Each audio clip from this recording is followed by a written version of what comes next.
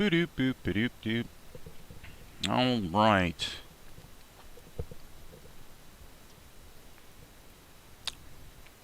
Good morning. Good morning. Good morning.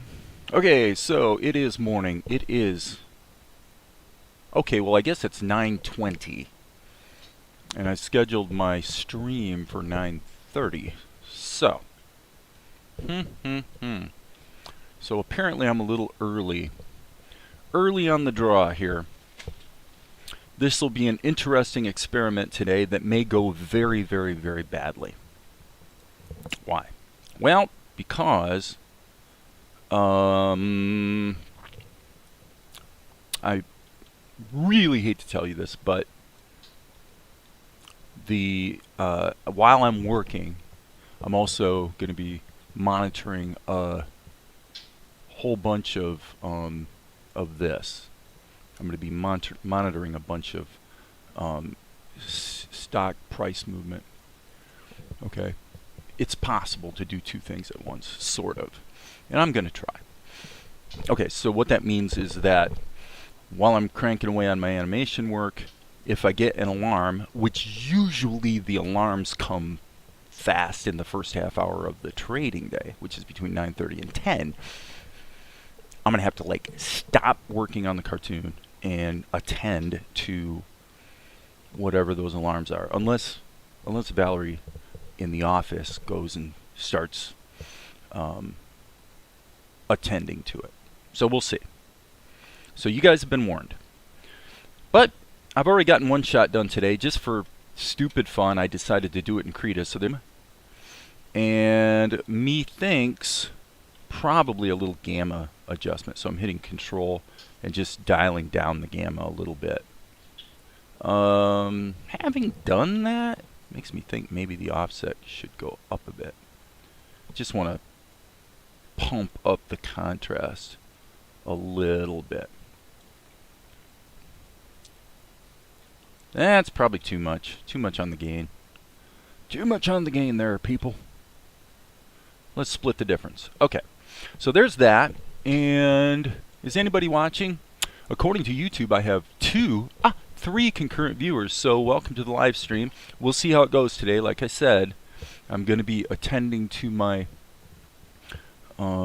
investment portfolio while I animate. Is it even possible to do such a thing? Well, I'm going to try. So what I'm going to do on this shot, this is an interesting shot. It's pretty much a static shot that really, well, you know, he kind of bumps forward here and he's looking and he's peering off in the distance, and the main focus would be this little bag right here, because this is what got stolen by the monkey and he's got to get it back. Then it goes to a smash zoom on the bag and his hand reaches in to grab it, and then he's happy that he found the bag, but then his joy is interrupted by the presence of Fala entering the tent, which means that Mel is about to get caught. So, what do we do with this? Well, the previous shot I did in Krita, and my thinking is this is probably a Krita shot too, because really, this is actually kind of a painting. Okay, that was not an alarm. That was something else I need to go attend to. It's going to take me 1 minute. All right, I'll be back in 1 minute.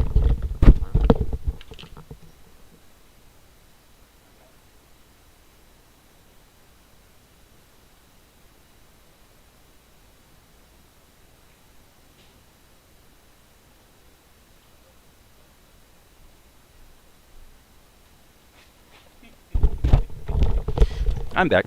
Okay, so let's cut that baby to the clipboard, but let's actually paste it in Krita. So yeah, I'm not abandoning Tahoma. Hello, why didn't it cut to the clipboard, you silly goose? Just got a situation here that lends itself to Krita. Okay, so you got this silhouette in the foreground, and I guess the big question becomes, what do I want to do Hey, Claude, good morning. What do I want to do in terms of how I attack this painting? Probably the silhouette of Mel should be in the foreground. Tell you what I'm going to do. I'm going to actually save this immediately. I think I have like a temp folder here. Yep. I'm just going to save it as my temporary Krita file. All right. So it wouldn't be.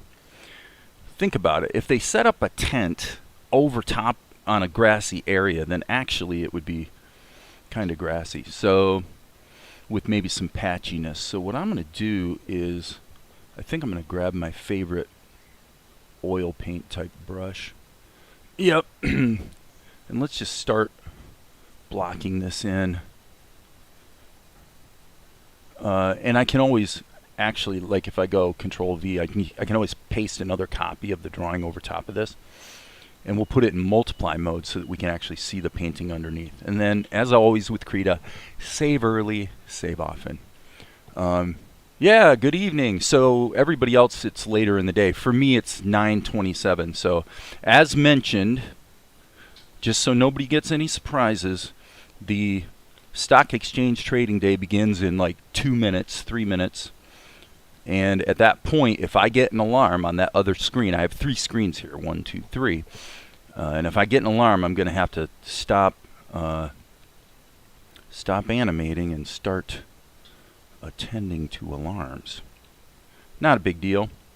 A lot of the work really involves setting up those alarms, like deciding.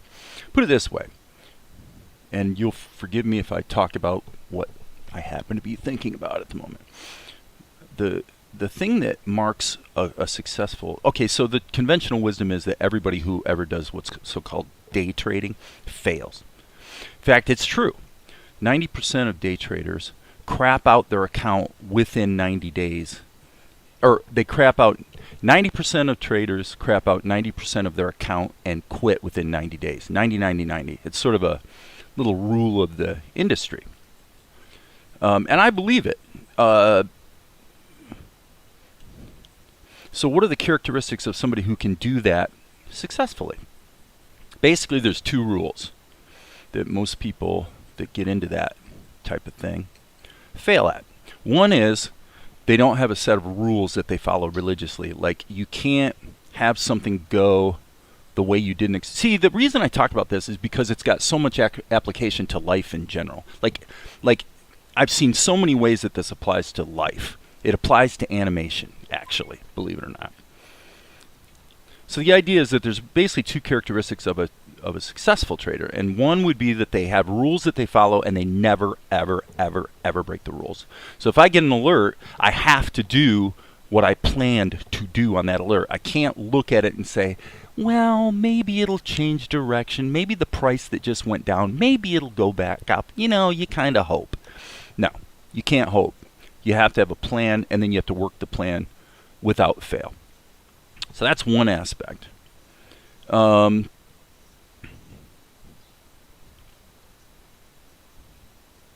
the other one? Having a brain fart.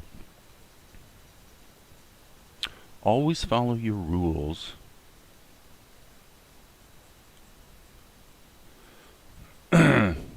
So it's the same with animation, where I sort of have a plan for how I attack a scene. And sometimes I try a different plan, you know.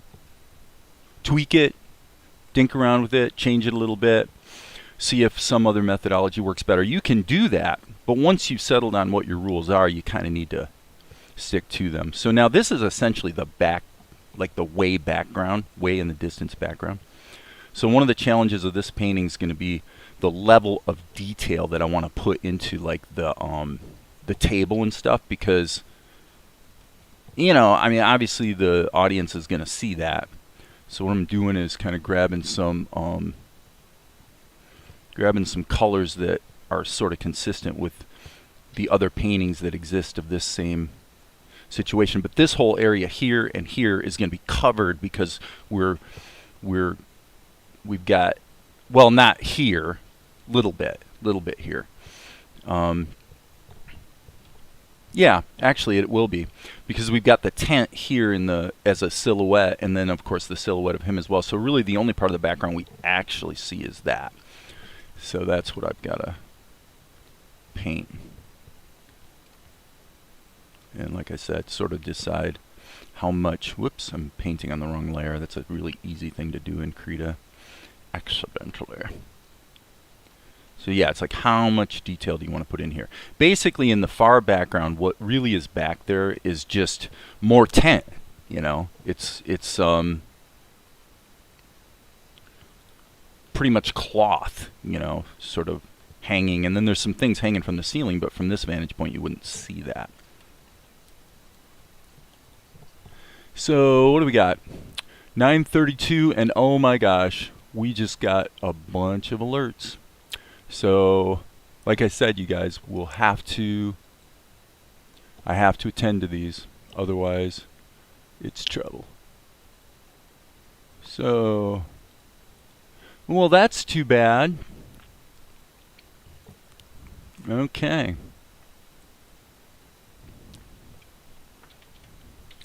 So, step number 1 is to get rid of that.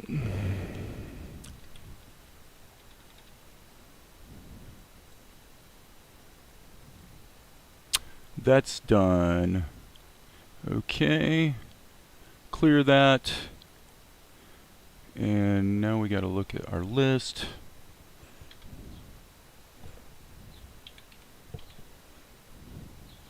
Get rid of that.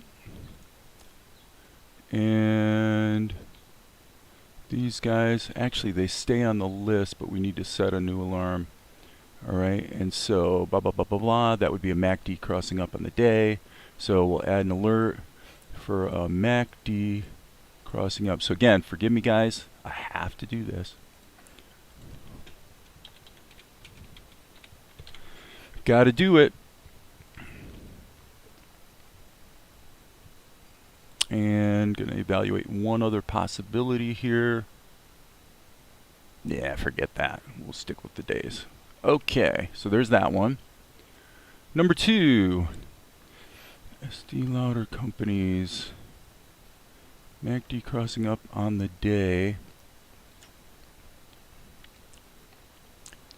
Oh, that's too bad. So Cal is gone. I appreciate that. I appreciate that, Claude. I'm about half done at this point.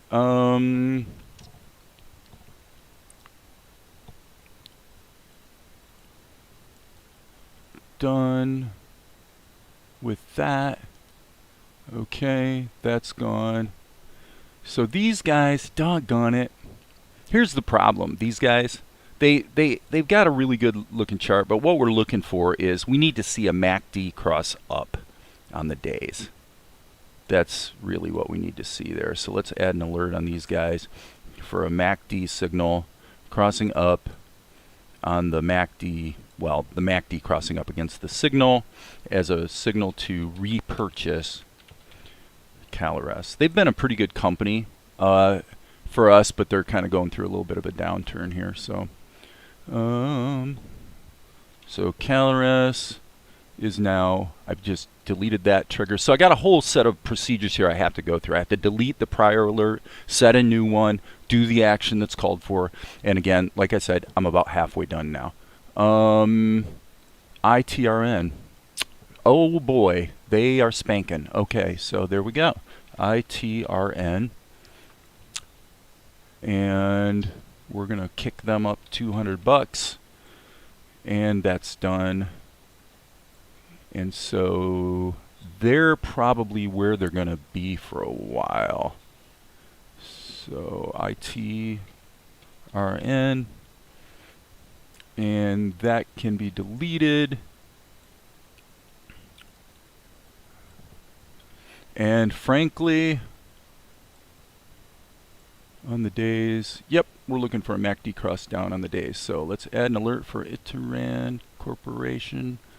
MACD crossing down on the MACD signal, and that would be ITRN cell, which is probably not going to happen for a while. They're screaming right now. Okay, that means all the alerts, well, other than this one, Estee Lauder companies consider buying. Slept till 9 a.m. where I live because of viewing the stream from 12 hours ago. Hey, pancakes, man. I haven't had pancakes in a while, that's for sure. Okay, so Estee Lauder companies, I'll kind of show you what we're seeing here. Okay, so over the weeks, they're just up. They look really good on the weeks. So we're looking for a trend that supports what's going on the days. It looks like on the days, they're a little, and there's another alert on conduit. Sal, oh, that's surprising. Okay, I'm going to have to attend to that too. Like I said, the first half hour of trading is usually crazy. So, again, forgive me, guys. Estee Lauder. Let's see what's happening actually on the 2-hour chart. Okay. They're not necessarily trending up. So what we're looking for is, in the smaller time frames, what's the general trend? And the general trend is actually not that positive for these guys. So I'm going to delete that. And what we're going to look for instead is we're going to set a signal. They're already trending up on the 2-hour. What I'm going to do is I'm going to set a signal for a turnaround here on the MACD cross on 15 minutes. So basically, if they start to, if the blue line crosses over the red line on this indicator here, that tells me they're trending up in the 15-minute chart, which means that they're likely to be trending up into the 2-hour and then the daily, et cetera, et cetera, et cetera. So EL, we'll say evaluate a buy. Okay. And then, unfortunately, this one sucks because they've been a really good company for us, but they just had a MACD cross down. So what I'm going to do is kill that. CND. Hey, baby. Kill that. Set this signal back to a MACD cross up. Right? Is that cool? No, because the day isn't over yet. Okay. Well, what do you want to do with conduit then? Oh, with conduit? Yep, we just got the sell signal. Frankly, I'd wait for the day to do its thing. Okay, so I'm going to, can I turn this all over to you then? Yeah. Okay, so Val's taking over. The only alert languishing is conduit, and starting now, I'm not even going to look at it for a while. And then when you're ready to take a break, just let me know. So as you guys can see, this has become a bit of a full-time job, but certainly a fun job too. So the first couple hours of the day are pretty it's frenetic because what happens is your total portfolio value will fluctuate quite a lot throughout the course of the day, and you have to learn not to look at that. You can't look at it, think about it, worry about it. You have to stay anchored on your plan. So anyway, okay, back to the animation plan. So did you switch to Krita for the brushes that Tahoma lacks? Yeah, pretty much. Good morning, Maria. Yeah, that's pretty much the reason I did it, is because of the painting ability. So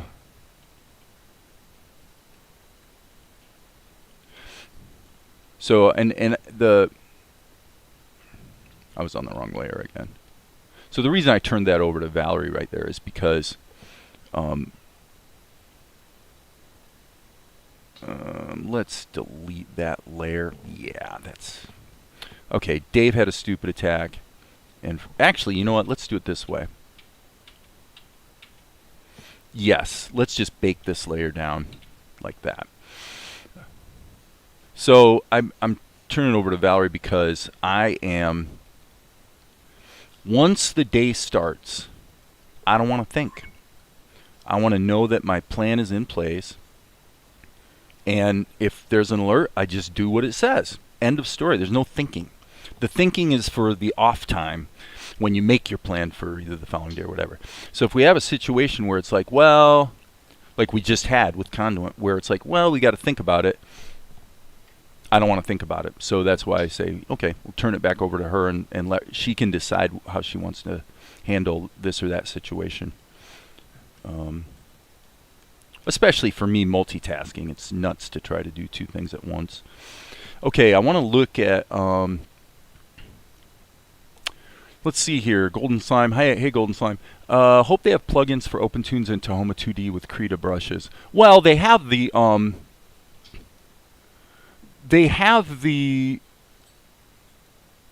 My Paint brushes, and they're pretty good. I mean, frankly, the oil paint brush, the quintessential My Paint oil paint brush that I use, you know, kind of a lot if I create a raster level here. In fact, we could even, truth be known, we could even do this. Actually, let's do it. Let's be bold. I'm gonna go Control A, Control C. You know, because I want to be pragmatic about what I'm doing. You know, I don't care what tool I'm using as long as it works. So here, what we see is this brush right here. Is the My Paint so-called oil paint brush, and I found it's really pretty close to the Krita brush that I've been using actually here to doing the painting I've been doing.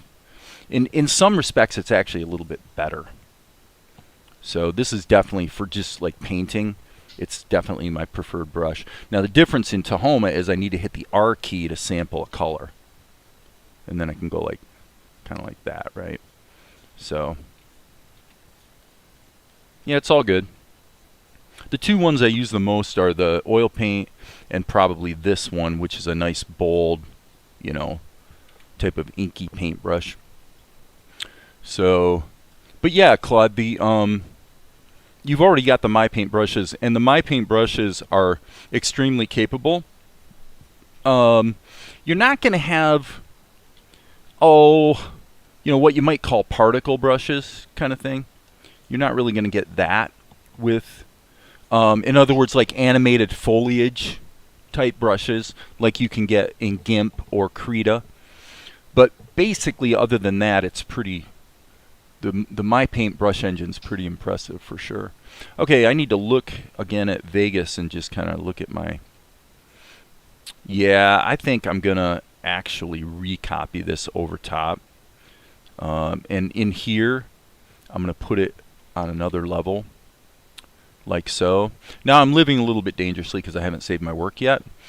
The main problem we have here is we can't see the blending modes in preview mode, right? You've got to be in render mode if you wanted to like apply a multiply filter over top of this. So for my purposes, the only reason to do it this way, if I want to paint in Tahoma, is, or I should say, the way to do it is to just turn the opacity way down and sort of recognize that your colors aren't going to be quite accurate for a couple minutes while I get it blocked in. Once it's blocked in, then I can go ahead and you know, switch back to just either delete or turn off that level right there. So the basic issue at hand is, let me double check this. Okay, yeah, cool.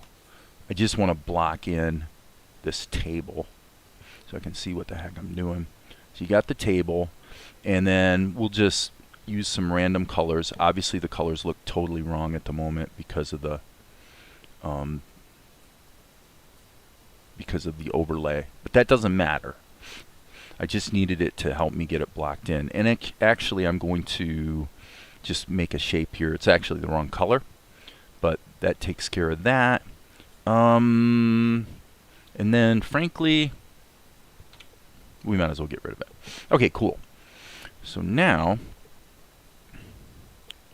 right, so if I really have to paint, would I rather paint in Tahoma or Krita? Truth of the matter is, it's a wash. I actually like doing backgrounds just as much in Tahoma. The rub is, in Krita, once you go past just painting and you're getting into layer operations, adding gradients, doing color correction, stuff like that, it becomes a lot easier and faster in Krita. So that's just the trade-off, baby. All right, so I want to save this shot. Let me see what I've got here. This is shot number 571. So let's just kind of get things set up since we've jumped back to Krita here, or I'm sorry, to Tahoma. So we're going to call this scenes 571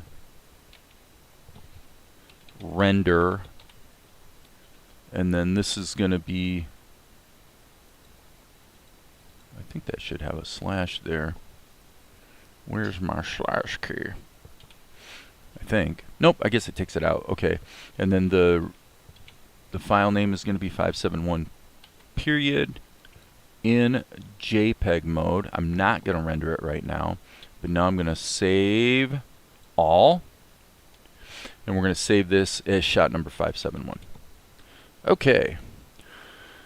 So my lovely wife Valerie has saved me some hassles by taking over the portfolio management. That's a very good thing.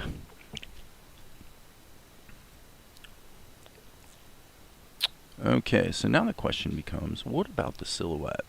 Well, I mean, this really is just... Oops, I need to change this color. It's got to have a little bit of a pinkish kind of thing to it, and I'm going to make the brush big. That's the other thing in Krita. It's I mean, you can just hit shift and drag and you can change your brush size. In OpenToonz, you have to either drag on this, or you can set up hotkeys to change it, but it's like one increment at a time, so it's just not as fluid of an operation as it would be. Now, notably, we are, if you think about it, we are looking at this from the vantage point of outdoors. So we should be able to actually see the work. Some detail back in there. Obviously, this is just the foreground.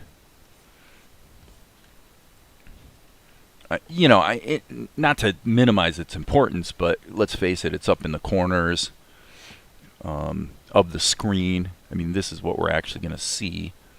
So the one thing I could see doing here is kicking up the contrast on the shadow areas. And obviously, we're going to have the silhouette of Mel in front of everything, right? So it's not like your attention's going to be on the freaking cloth, right? Okay, looking over here. Nope, there's nothing new on the chat, so I'm just going to keep rocking. Yeah, it looks like Val's got plenty to do in there. Like I said, that first part of the trading day is usually pretty busy. You know, and it is hard because you have to evaluate whether the initial moves that happen in the market are going to be, are they just hiccups that are going to reset themselves? In the smaller time frames, like say 15 minutes, usually that is what they are. You know, so I tend to not want to set too many alarms on shorter time frames, because then you're constantly like buying and selling. Actually, the truth of the matter is, if a person's using Robinhood, which we do, I'm considering other options actually, but with Robinhood, if you buy and sell something in the same day, unless you have a certain amount in your account, they will flag you as a pattern day trader and put restrictions on your account. Okay, so here, this is helpful. Okay, well, this is going to be blocked by Mel, so all we really need to do now is, let's hit the N key so we get actual size here. And methinks I'm going to use this brush to just kind of, whoops, let me do that again. This is how your eyes will fool you, because you notice that this color doesn't seem that dark up here. Then you get down here and it's like, wow, that's really pretty bold color. Well, your eyes see everything very relative. Now what I am going to do is actually add some, it's kind of like some grass is trying to survive in here kind of thing. Alright, so now this is the bag, and it really needs to be kind of in the blue zone. So let's just switch to the blue zone, block it in, and let's go back to the edit. Actually, I'm just going to rewind and go back to the beginning here, because we've got, I want to find the bag, right? Oh, there. Okay, I was wrong. Oh man, I am stupid. Okay, the bag is not blue. The bag is tan colored. Okay, so let's go over these kinds of colors. So there's another example of what I'm talking about. That looks really dark, doesn't it? But then you put it here against the green and you realize actually it's not that dark at all. Okay, now what I'm going to do is sample this color and then really crank it down. We got to have pretty good contrast on this so that it gets your attention, right? And so by the same token, I guess we would probably want to sample the green color and then go down from there and give it a shadow. So the shadowing's a little conflicted because there's a light source obviously from Mel's point of view, and there's also a light source from the front of the tent, which would be over to the left. So we sort of have to balance those two considerations.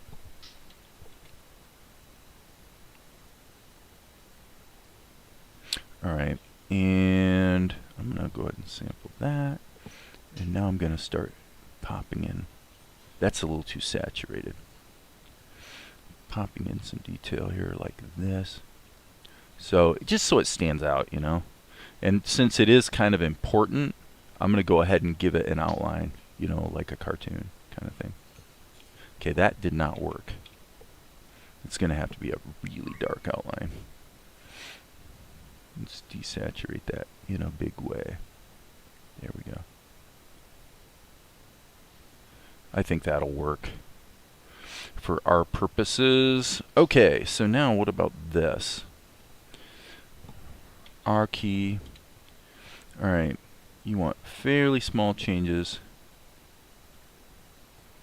in value.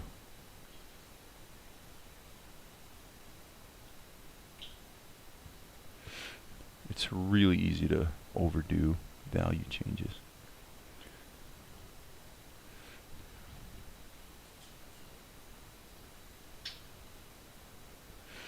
Like I said, we want this to kind of look like a cartoon. This is just a apple or something sitting on the table. We don't want it to be too bright. And then here, if I recall, we probably would have some indication of a bowl of nuts or something. So, diggity dog, yeah. Busy, busy, busy opening part of the day. Okay, I'm hitting the R key and nothing's happening. Don't be so silly, Tahoma. Don't be giving me grief. Okay, and now let's say, let's apply a little perspective here. And now this part is going to be tricky. Well, this is actually another good example where this would be easier in Krita, because I actually have to paint this properly as opposed to, if I was back in Krita, I'd just make a new layer. The whole thing would be pretty simple, but that's okay. It's kind of fun sometimes to challenge yourself with conventional painting, meaning there's no layers, there's no undo when you do an oil painting or something. You know, you just have to be able to paint, which means you've got to be able to evaluate hue and value and blah blah blah. Not too much on the concurrent viewers at the moment. I guess it's lucky for you guys that Valerie took over, because otherwise, judging from what I'm seeing on my email, I would be stopping every 2 minutes to attend to market alerts. Okay, so here I'm going to just take advantage of the fact that I have this shadow color. And by the way, actually by the same token, what I should do is, let's do this. Let's go ahead and block in something like this, like that, because come on, Mel he's outside, the sun's shining outside. Obviously he's going to cast a shadow into this situation, and this sort of does a even better job of sort of driving home the fact that, you know, Mel is in the scene. So there we go. That's not too bad. That actually pops pretty well. Okay, so I think we want to keep this simple-ish. Let me do one more little adjustment here, because obviously we can't leave that all blankety blank.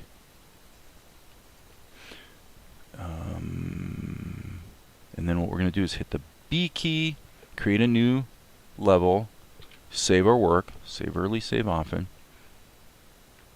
And now I'm going to, oh shoot, I want to reference my storyboard again. Okay, man, oh man, I think I'm going to copy this and smack it back in there as a reference. So the hair needs to be rounder. Okay, so now the only caveat with the silhouette would be we do need to get this other side of it in there, and that looks completely stupid. Sorry about that. This is where proceeding without a story or a pencil test or a sketch is somewhat difficult, but it can be done. It can be done. Okay, I kind of feel like, let's do this. Let's grab the S key and just hit Control. Oh, really? That's what you're going to do, Tahoma? You naughty thing. I'm just hitting Control so I can just stretch this back over here. Okay, hitting Control Shift F to check do the fill check, and we have a bit of a problem. Something is not closed. There we go. Okay, so that means we can go fill, and it didn't work. Okay, that's annoying. I wonder if it'll fill in freehand mode. Very curious. Nope. Okay, so despite the fact, okay, I guess if the fill check was actually correct, I see what the problem is. My bad. This is my stupid attack. Okay, what's going on here is that these cells are in fact full HD over top of a scene that's broadcast HD. So I forgot about that.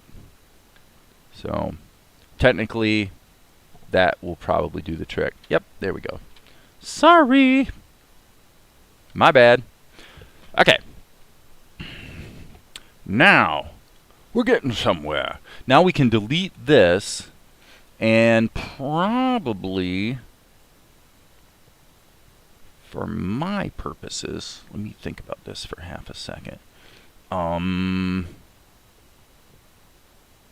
Crop that to the camera. I'll tell you what, there's something else I want to do. Actually, if we think about this, he's lifting up with his left arm, which would be, okay, so Mr. Dyslexia here has to really work to think about this in reverse. Okay, so technically, this area should be like that,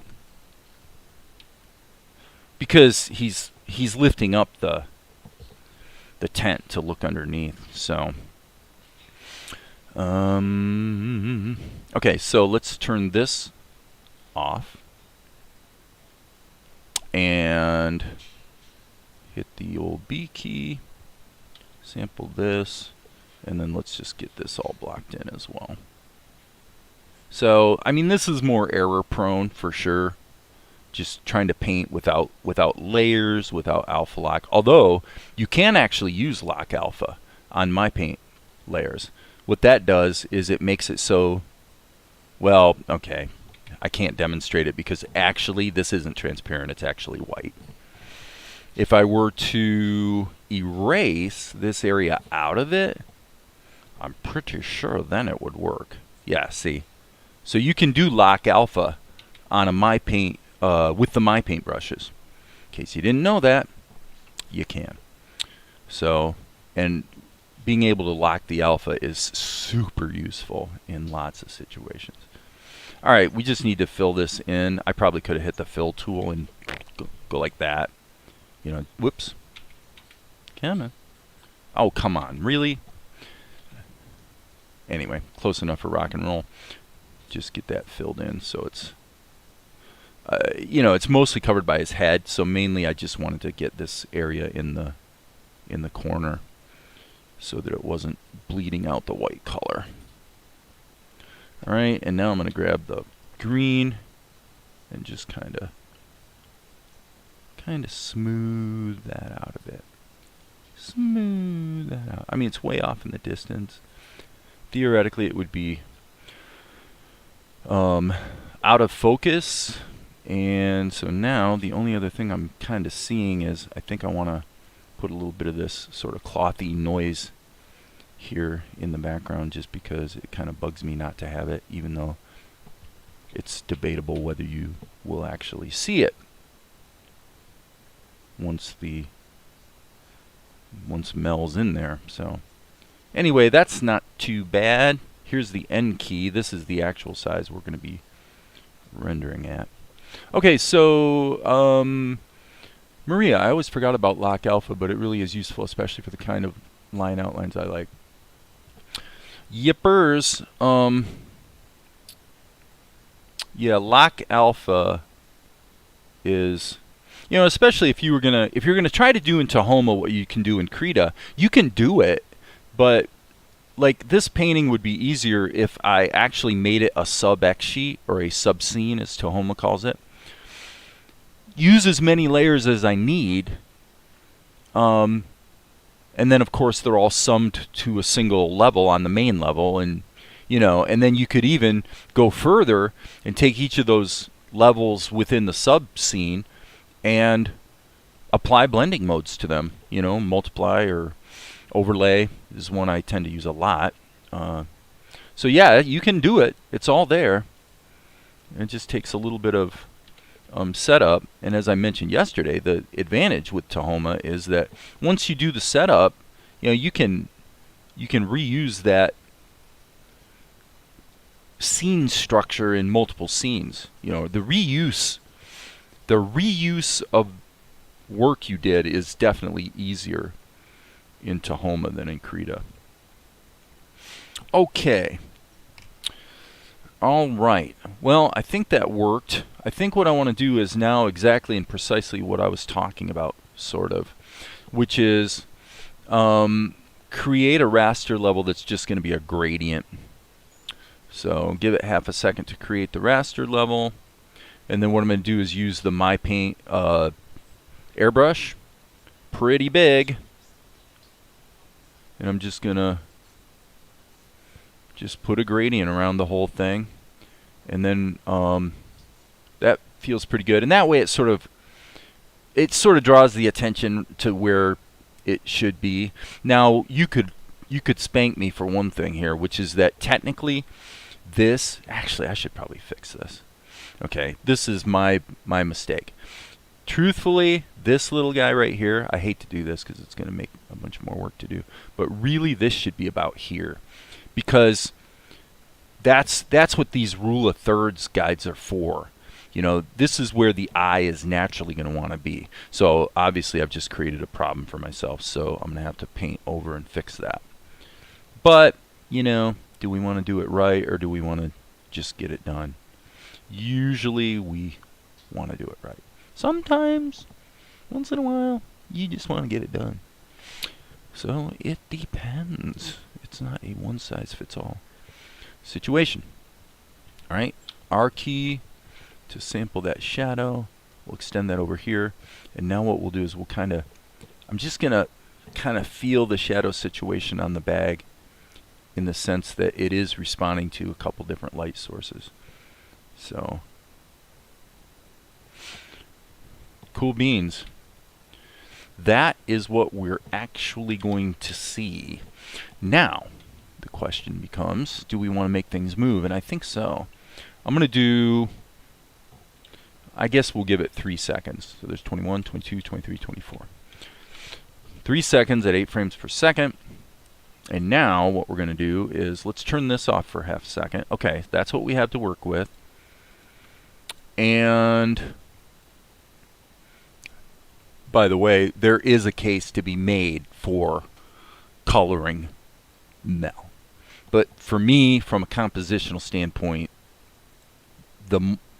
it's fine as a silhouette.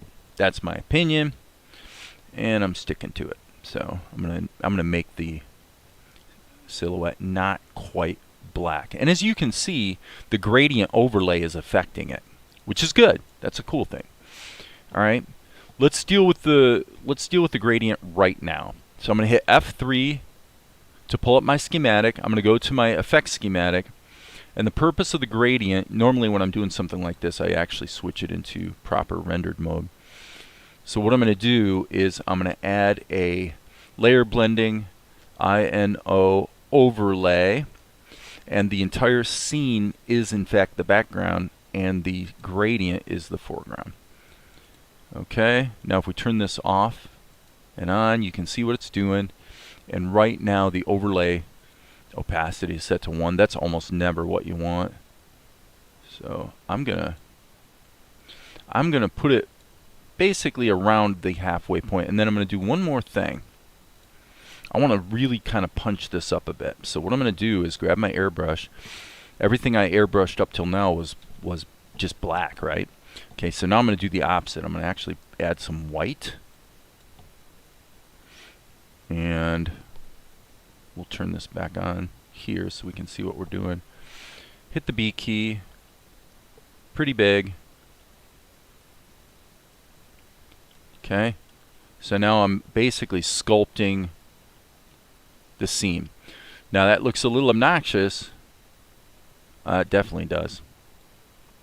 Didn't expect that to be quite that obnoxious. Well, there is a solution. And I tell you what we'll do. Let's leave it in rendered mode. Let's split the difference. Let's bring this down to a color more like that and see what happens. Oh, come on, really? I'm going to have to blur this too. This is not... doesn't feel like an overlay. Okay, hang on. Deleting a bunch of emails. Every time something happens, I have to update. I mean, I get notifications, email notifications of stuff. Okay, so...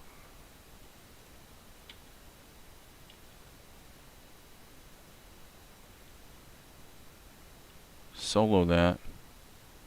I am actually a little bit weirded out here by... I'm going to do something here. I wonder if I can...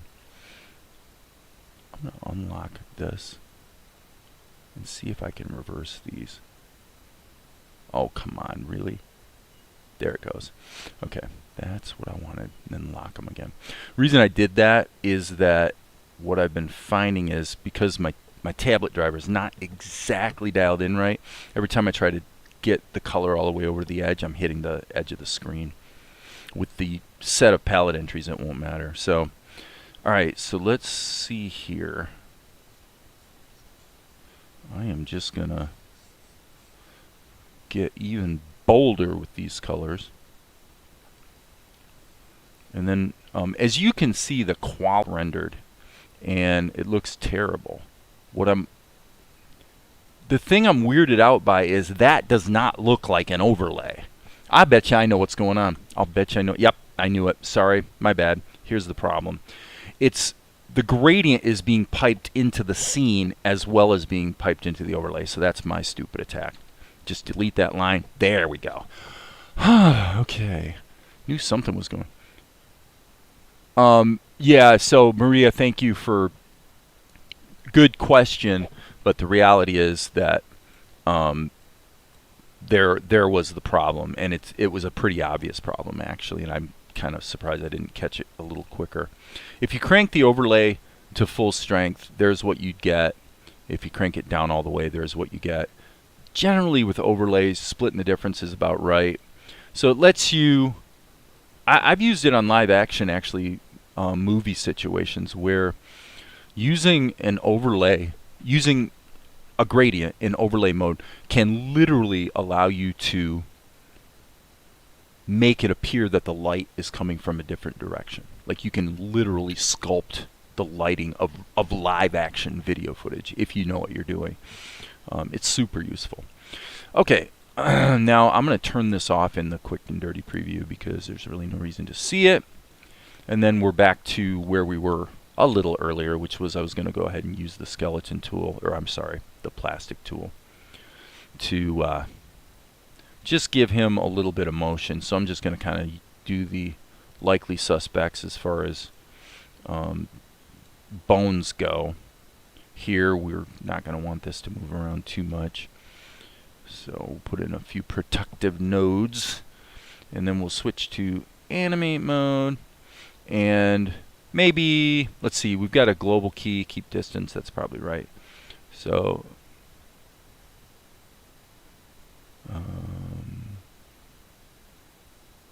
I guess we'll start there. And then we'll kind of bring this forward a few frames. And then just something like that.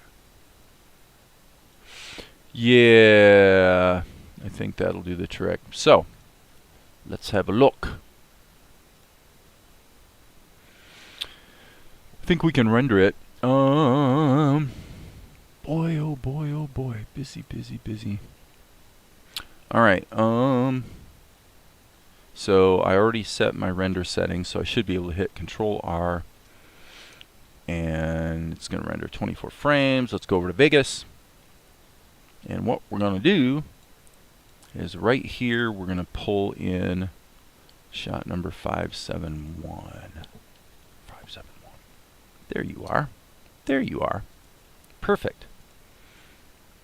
Open that up. It is 8 frames per second.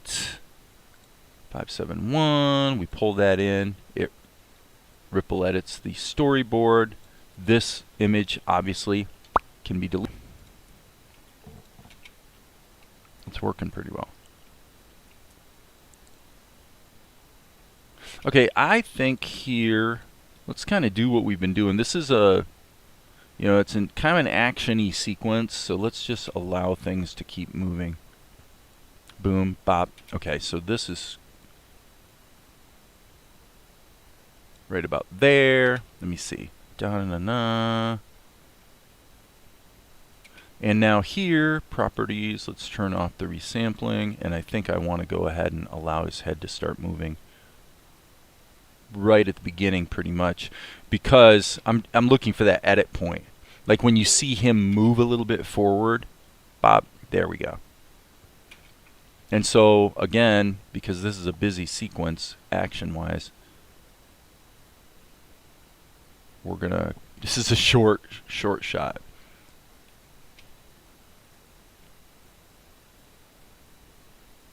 Actually, I am going to double think that. I actually didn't like the way that played. Okay, I know what the solution is. Sorry, not this one, this one. The solution is that this key needs to happen sooner so that it stops and then he moves into frame, more or less. So I'm going to click on that and I'm going to make this a little less extreme. So these editing decisions can really make a big difference. Yeah, this is even still too late. So I want to go push in, stop, pop, go, smack. Right there. Okay, cool. Push in, stop, pop, smack. Did I just say that? I think I did.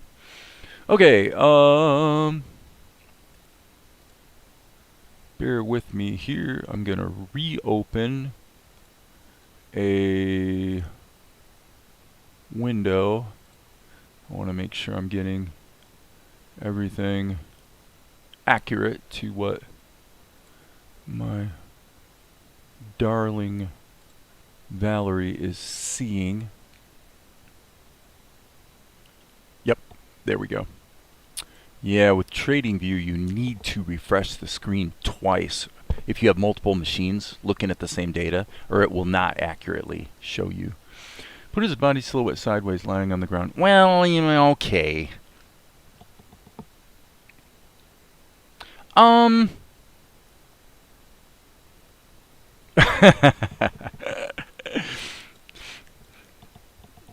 Technically, you're correct. Obviously, that would make more sense. Okay. What the heck? I have a subscriber who's offered their best advice to me so that I don't act like an idiot. So I'm going to respect that. What I'm going to do is I'm going to do this in a pretty simple way, and we'll see how it goes. Let's turn this off. So I'm going to actually crank him down like that, turn his position down like that, and probably scale him up a little bit will give me some latitude. Okay, I'm not even going to look at it. I'm just going to render that and see what it looks like in the edit. And we may get some nasty surprises here. Da-da-da-da. Okay. Okay, Jim. Yeah, good call, dude. Good call. I like it. Now, the other thing I think would be worth looking at in this particular shot, it's a little risky, but is taking column 2 and actually putting a blur on it, because it is kind of like majorly in the foreground, but the default blur is going to be way too much. I'm going to guess probably about 15 pixels, I think. And since we're living really dangerously today, I'm just going to re-render and hope for the best. Here we go. Yeah, see, this is a tough one. I don't know. I don't think I like it. This is a tough one. I bumped into this a bit lately because I love the way the body highlighting effect looks. But if you go too crazy with it, you start getting these smooth gradients, and it really changes the look of the show, which is, even though it looks good, it's a bit dangerous to be like changing the look of the show in midstream too much. Here, I think this works if the color is darker. So I'm going to go with my gut on this one and say, let's desaturate this and make it almost black. Don't know why, just suspecting that will make it play better. It still might be too much of a defocusing. Definitely tend to like the defocusing, but I think it's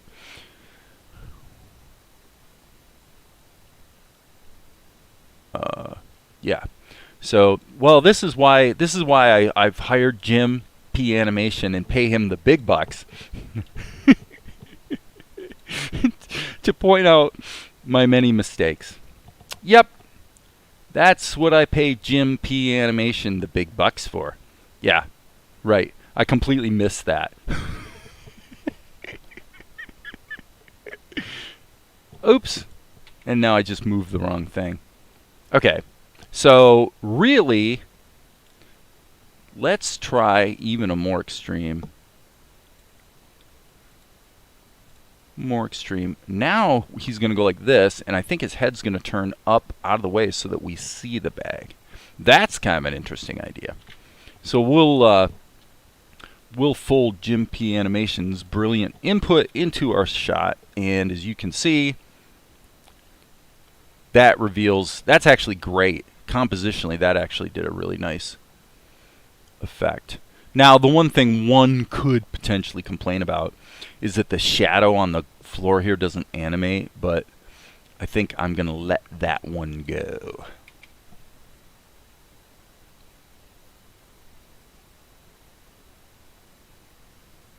Yeah.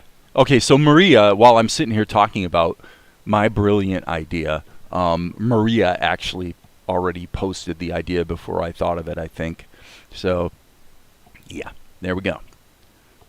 Yep, all about storytelling. Okay, so now what we need to do is deal with the close-up on the bag, and I am going to just start clean. File, we'll save all. I probably should check my scene cast too. I don't think I've got any rogue levels that need to be deleted, but yeah, it never hurts to just kind of clean it up. If you look at the scene cast and this is empty, that's usually a sign that cleaning the cast isn't the worst idea you've ever had. So we'll save that. Well done, friends. Well done. Okay, so now, actually, let's do it this way. Let's delete. We're going to keep this. We're going to keep this. Okay. I'm going to do the same thing I did a minute ago and remove all unused levels. Okay. And now we're going to save this as, save scene as, I'm guessing this is probably 572. Yep. Okay, 572 in Tahoma. 572 is saved. Now, what we're going to do is we're going to go, do you do it? Can you do it here? I guess I have to do it this way. I'll hit D and then Control X and delete all that. Okay, so what I'm doing is I'm going to create a actually scaled up version of this and then paint more details on it. So if that doesn't make sense, it will in a moment. It looks to me like the bag wants to be centered. So I want to actually do it in the painting. So I'm going to hit the S key, select everything, and then let's see if I hit the Alt key, does that do? Yeah. Hit the Alt key, zoom it all in, enter. Okay, and I want to redo that. S key. Okay, let's scale the baby way up. So this is a bit of a shortcoming of Tahoma. The problem is it would be enormously useful right now to be able to see the screen guides so that I know. So I guess I have it centered this way, there. So I could put a marker in there, but I'm kind of going to guess. So, okay, I got lucky. I got lucky. If you were going to do a better job than what I just did, what you would do is you would, before you scaled that up, you'd go ahead and set a couple markers like this to identify the center of the screen so that you can, see what the heck you're doing. So, but I got lucky. So now this is going to be smash zoomed. Hit the N key. Yeah, so you can see how little detail we have on the bag. And so, N key, is that actual size? I don't know about that. Okay. Okay. I like that. And we've got this range outside of the camera. So this is where having art that's bigger than what your camera sees can definitely come in handy. Okay. So now what we're going to do is let's grab this old brush and start cranking in some details, baby. All right. B key.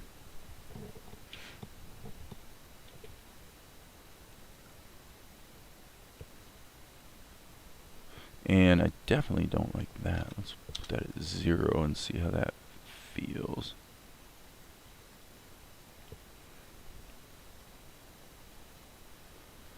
Alright. And now I'm going to start lightening things up. I don't necessarily have to be totally married to the colors that were in the wide shot. I mean, I'm going to be close, obviously, but what I want to do is just kind of figure out where my light's coming from.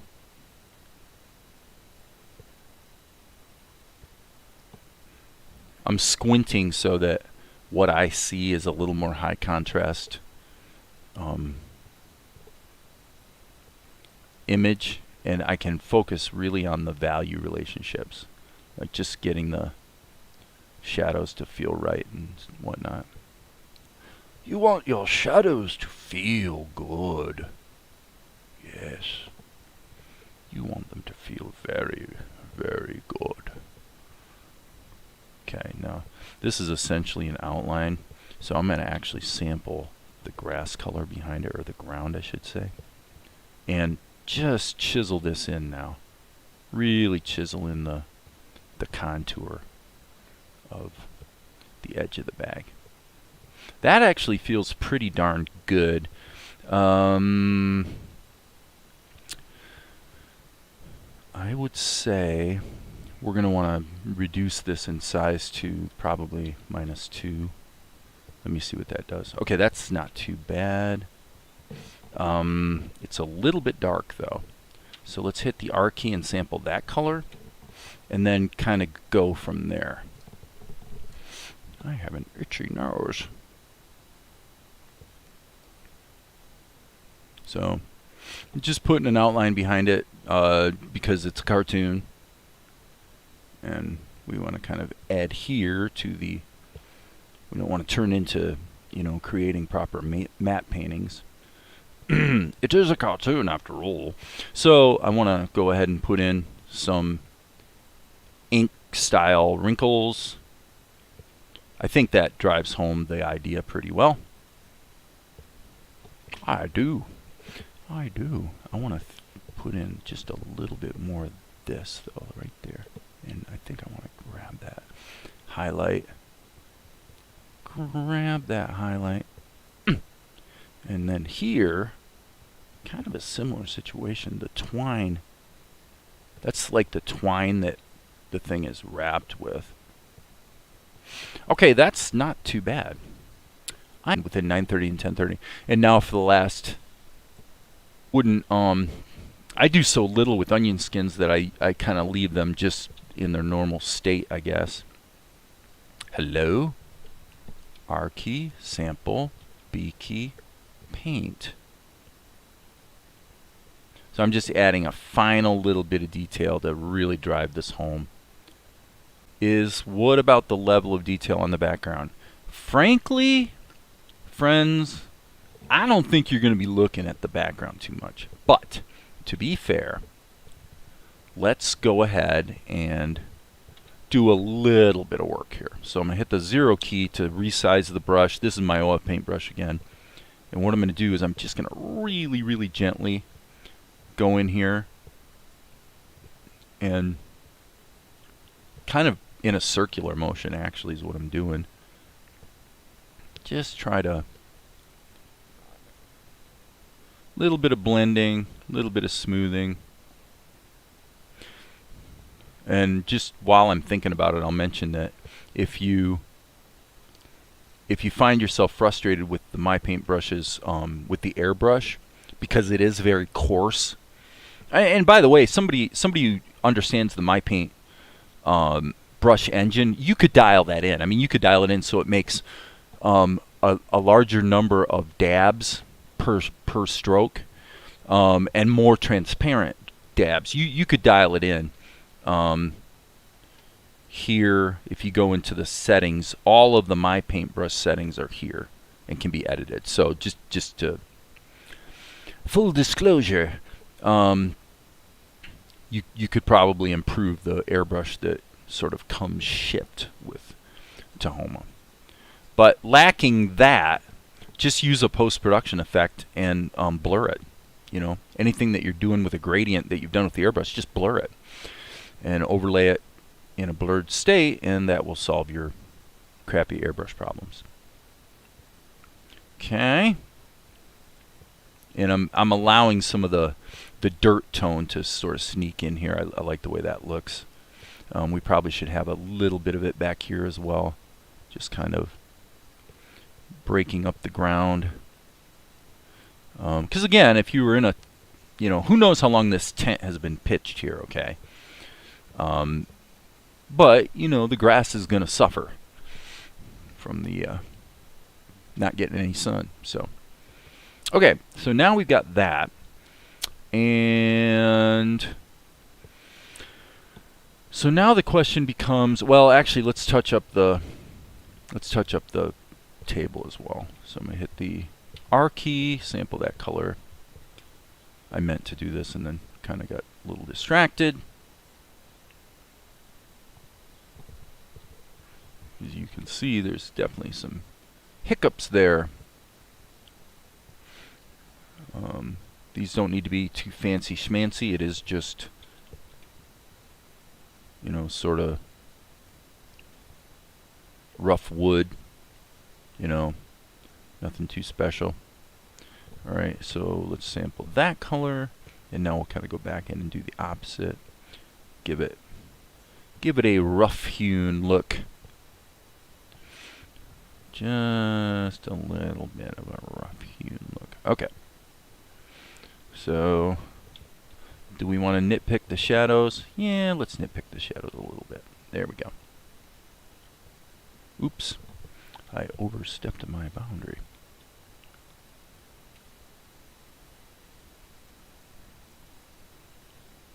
So, I don't know about you, but I find it actually fun doing traditional painting.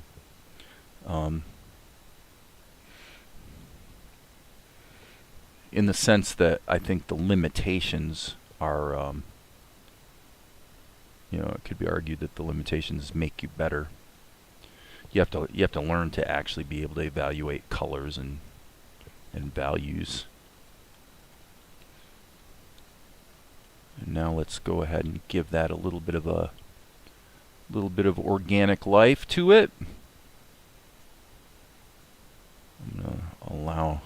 Usually it's like if you just suggest to the mind that something's there, just with a little smack of it, that's really all it takes to satisfy your imagination that you're seeing what you're supposed to be seeing. Here, one thing you could do too is grab this color and allow a little bit of that to just kind of smack over the shadow area, and then the opposite back here. So, yeah, I mean, it's just rough. The ground is kind of struggling a bit because it doesn't get any sunshine, so. Yes, lackluster. Are you still working on episode 2? Yeah, actually, I mentioned yesterday when I was live streaming, the episode 2 is up to, there's only like 4.5 minutes left to go. So this is episode 2. This is all the storyboard that's left. This is all the stuff that's complete at the beginning and the end. So we're basically chewing up the middle. So yeah. All right. So what we're going to do, let's look at what this looks like rendered. Okay, the gradient, I don't know if the gradient's, yeah, the gradient is doing what we want. Let me kick, oh, here we go. Let's kick this up a notch. Not sure I'm loving that. But you can also actually, let me say, this is what I was talking about. You can see the grain of it, of the airbrush. So if you just blur it, and frankly, when you're trying to do something like that, oftentimes like a 200 pixel blur is not ridiculous. So blur off, blur on, blur off, blur on. You get the idea. Okay, and so now let's just kind of look at what it's doing to the light. Ooh, I feel like that's a little too extreme, actually. I wanna frame in the bag a little bit, but yeah, that definitely looked a little better when the gradient was turned down. Actually, I'm kind of feeling strongly about this. I'm going to delete that layer. I don't think it's helping this particular shot. Usually with these people shots and stuff, it usually helps, but in this case, I'm not buying it. Viscerally, I'm liking the way the shot feels a lot better when I turn the gradient off. So, there we go. That's what we're going to do. There's one more thing I want to change though on the paint. Okay, Tahoma's thinking. Don't want to get too busy when Tahoma's thinking. All right. What I wanted to do here is sample the legs of the chair, and then what I want to do is just go slightly less saturated, but slightly lighter. And it's a very small change. I want to just pick up a little more light here from the, arguably from the tent doorway, which is off to your left. And then you might be picking up just a little bit. Now, I love this kind of stuff. Like these little tiny nicks and scratches that just kind of, it's just scribbles really, but it makes something look real, I think is pretty cool. All right, now let's hit the Animate tool. And what we're going to do is we're going to scale this. And we're not going to waste any time. We're going to go bloop like that. Okay, so once we enter this shot, boom, and then we've got to have Mel's hand reach in to grab the darn thing. So better save our work, save early, save often. I feel it works best to learn the organic long cut way before going to the shortcut. Learn to add and subtract before using the calculator. Yep, there's merit to both, because there are times when old school methodologies are sufficiently outdated that it's worth finally abandoning them entirely. The calculator is actually a good example. Does it really make sense for and I'm not arguing for one side or the other, but does it actually make sense for kids to have to know how to do, say, long division when literally every watch, every phone, everything that they come in contact with throughout their entire life has a calculator built in? And the answer is probably maybe. There's a plus side and a negative side. Okay, so now what I'm going to do is I've got to work in reverse. And I need to get a sense of scale here. I tell you, for something like this, usually the way that works best for me is to just grab my charcoal brush, turn it red, and start sketching. And I may just have to create 2 layers, because what I want to do is just get a bead on how big his hand is supposed to be. I'm already starting to draw it too big, actually. I want to come back here and look at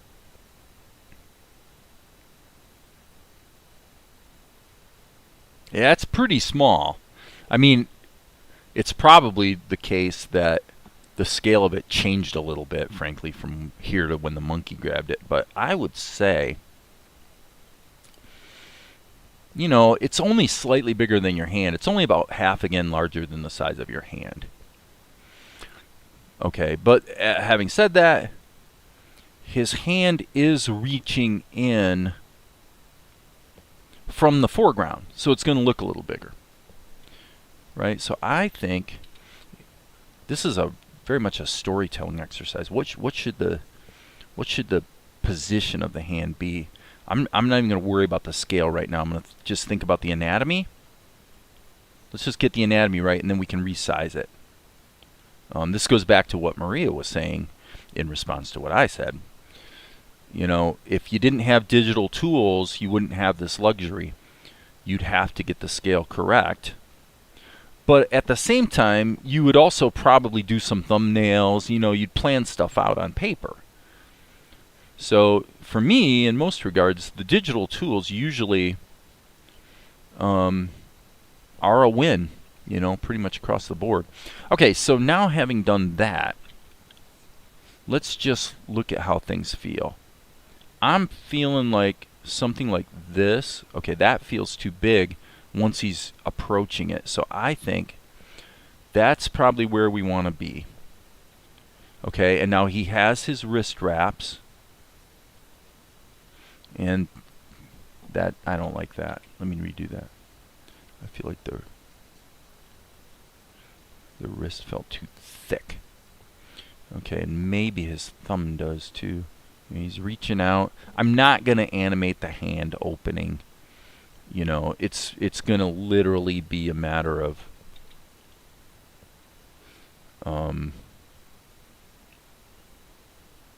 let's put this, I'm sorry, let's put this in all mode. Okay, so the hand's just going to go like this. And then it'll probably scale up a bit. So what we want to do is we want to basically do ink and paint over top of that. And then we'll animate it in reverse. So there's two ways we can go.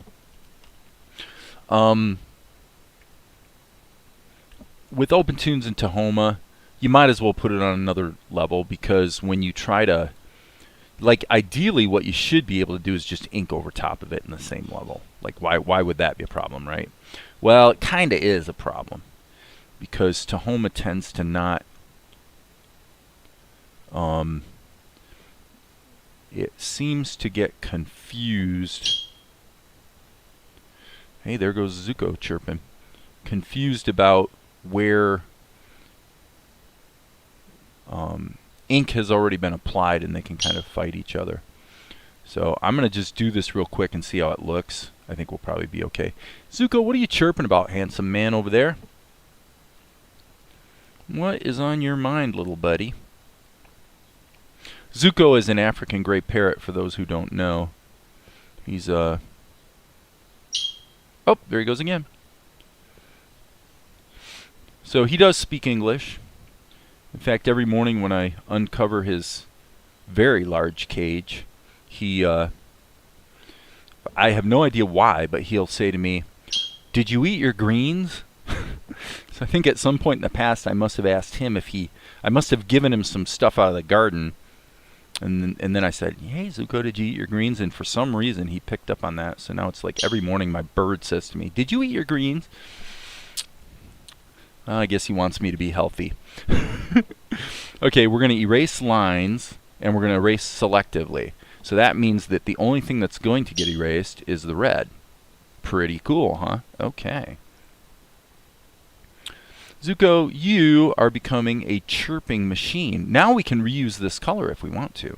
Let's take it off from being a, my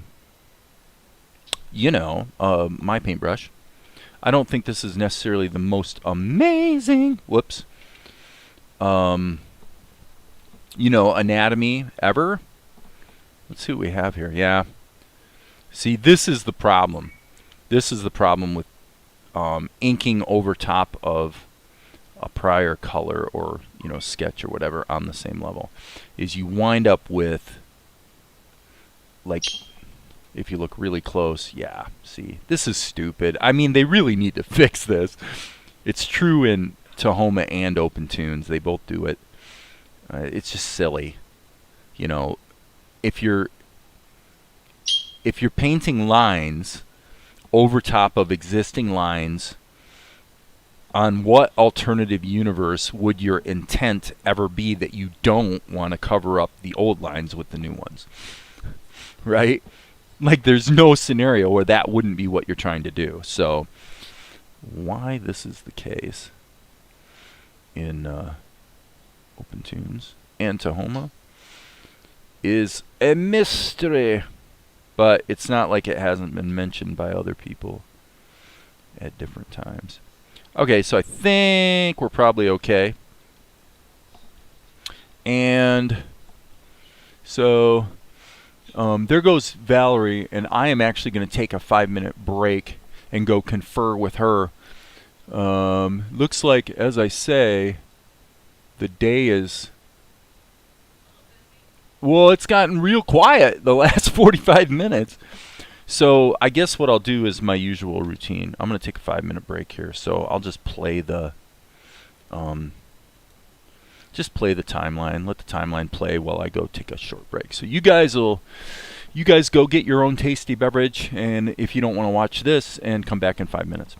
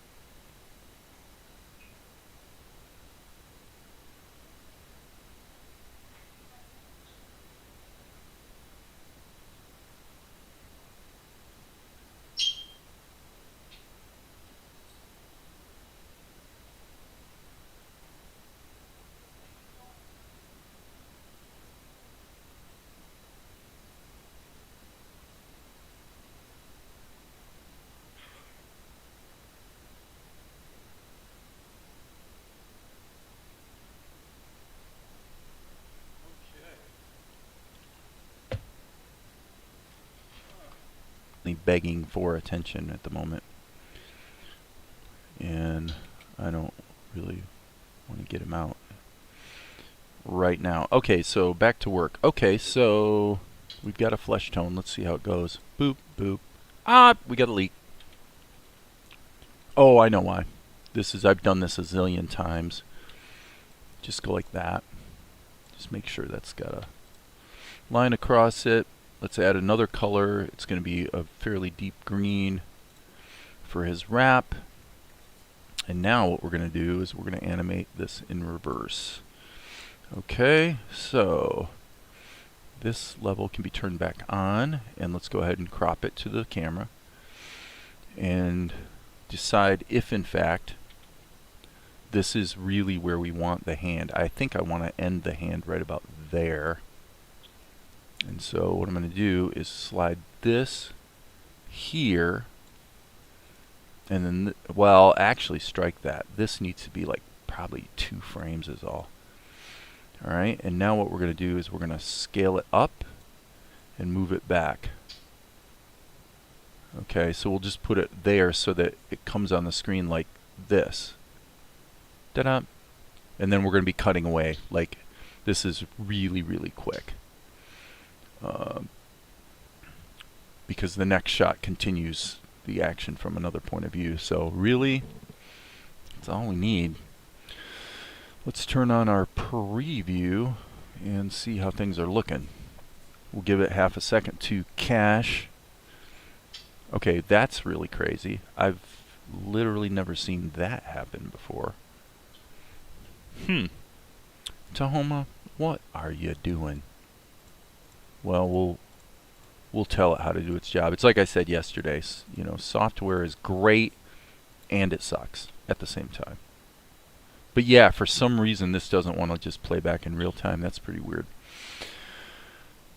Okay, we'll ignore that and just render it and get it into the show and see how things are looking. This is shot number 572. Okay, we have a little problem here. This needs to be updated. That's one of the dangers you don't want to forget. You'll accidentally render over the previous shot if you're not careful. So this is one of the things I like about Tahoma though compared to Krita, is with Tahoma it remembers your render settings, and the render settings are baked into the shot. So at any time you can make a small change, hit Control-Shift-R, and it's instantly in your show. Okay, so what we'll do is we'll go boom, go to our project media, and we're going to pull up shot number 572. There it is. There it is. It's only a very quick 13 frames at 8 frames per second. And there's the sequence. We bring this in. We change this to disable resample. And you guys can already see one of the issues we're going to want to address, which is basically shadowing on the hand. But that looks pretty good. Tell you what, I think the way to handle this is going to be with the body highlight effect. So I'm going to hit F3, and what I'm going to do is the situation I described yesterday. I'm not going to add a highlight, I'm just going to add a shadow. So what I'm going to do is do a light body highlight, and then we're going to switch, well, okay, I need to move some things around here in order to do this. Switch the color to black. Invert it like so, make it pretty transparent, and I would say, let me switch the Y to 0 for a moment here, and the X to -20. Yes, that's more what I was looking for. I think the blur of 4 pixels, 4.5, I don't know why they picked 4.5, but I think that will probably look okay. Let's give that a crack. So again, by just doing a quick re-render, ta-da, everything's up to date. And now let's go back to here and just kind of see how things are playing. So she goes, he's like, oh my goodness, the letter. And lift, peak. Yep, okay. I mean, we could nitpick it to death, but, you know, this is a cartoon, and I think we're in good shape here. I think we're in good shape. So, that means we're here. Now, this shot, I think I want to start from complete scratch. I'm going to go ahead and cut this to the clipboard right now. And file, save all. Always save your work. Give Tahoma half a second to do that. And then this shot, I'm going to go ahead and do a proper pencil test. So let's immediately look at shot. This is shot number 573. We've already cut it to the clipboard, so we might as well paste it in here. Uh-oh. That happens sometimes. It's like if you do too much stuff between when you cut it from one program and paste it into Tahoma, it sort of gets lost somewhere in the ether, it would seem. There it is. Okay, so now what we're going to do is set up our render settings. So this is going to be plus scenes 573 render, and the files are going to be called 573.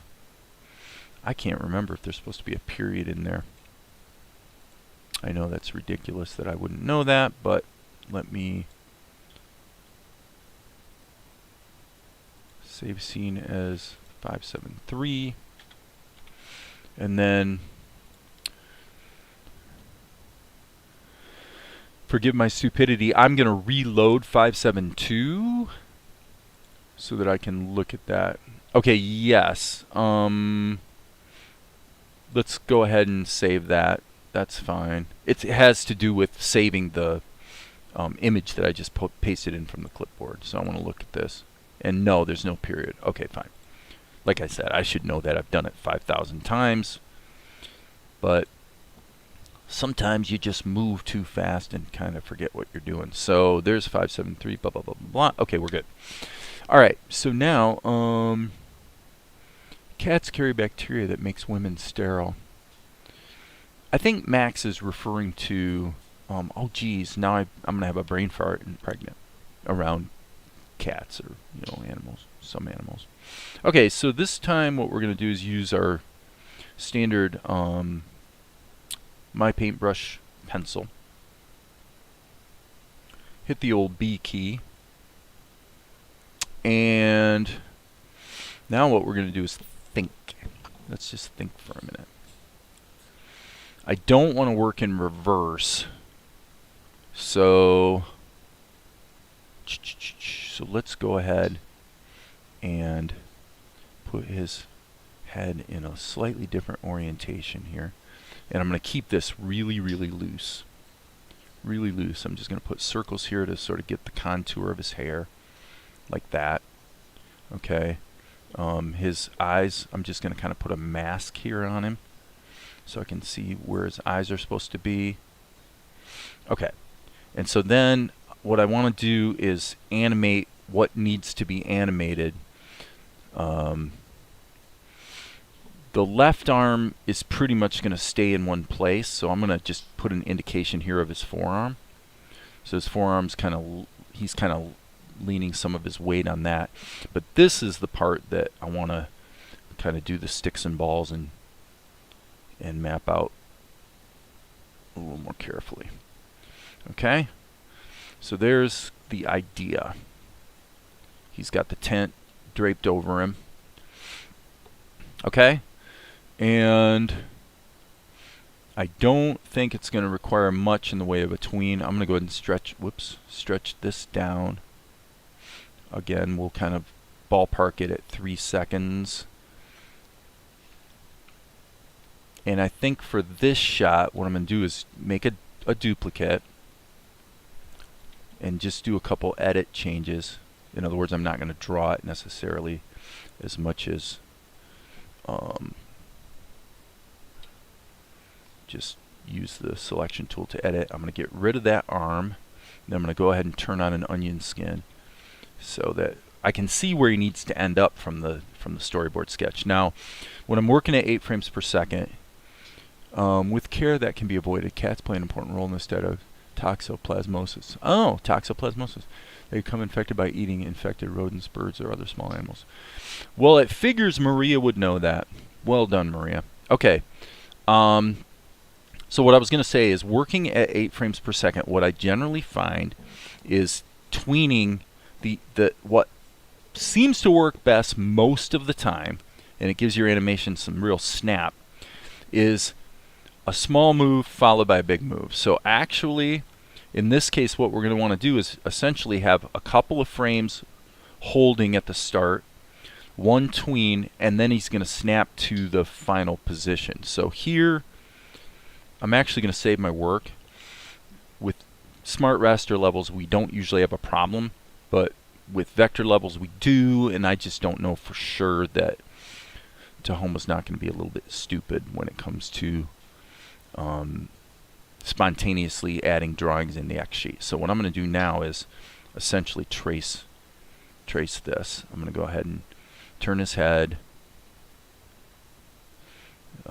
When I did the storyboard, his hair was a little bit blockier looking. This has been kind of a long time ago. So we're just going to lock this in. There's his eyes. He's happy. There's his ears. Da-da-da-da-da. We'll steal the left arm from the other shot.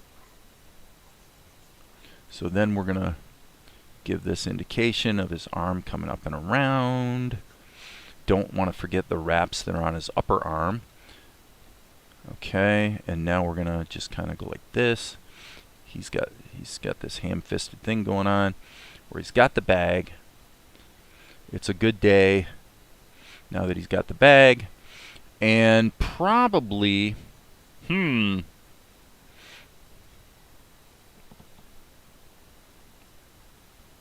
be worth considering using the plastic tool or additional drawings to animate the bag. So, meaning what? Well, I'm going to just add another color here. So once he jerks his hand over here, you would think the bag would actually do this. It would kind of float this way and then back the other way and then settle to the center position. So arguably 2 or 3 quick tweens there, right? Okay, so there's that. And now let's turn this off and see how it plays.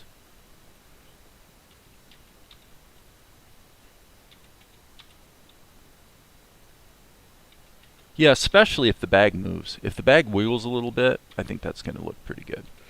Okay, so now I'm not going to knock myself out trying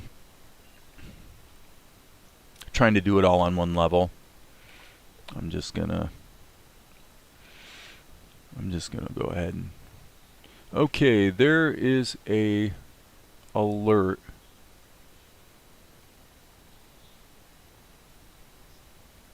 Hey Val, you got your alert on Lufus or LFUS. So I leave that to you, my dear. Yeah, so what she's doing now is she's going through the stuff that we have and judiciously deciding what we want to buy more of, because we're finding what we want to do is ease into your buys, you might say. So the idea would be, okay, if I'm going to buy a stock, ideally it's got a really killer trend week after week, where on the weeks it's just trending up. It's got a really good underlying support upward in price. Okay. So then ultimately, once you own it, you really want to be looking at the days over the weeks. So you've got the upward trend on the weeks, but then the days are going to zigzag somewhat within that weekly trend, but you always know your general trend is up. Well, the problem is when you first buy them, sometimes you're looking at very small time frames like 2 hours or 15 seconds, or I'm sorry, 15 minutes. We don't get into seconds. That's getting way too messy. And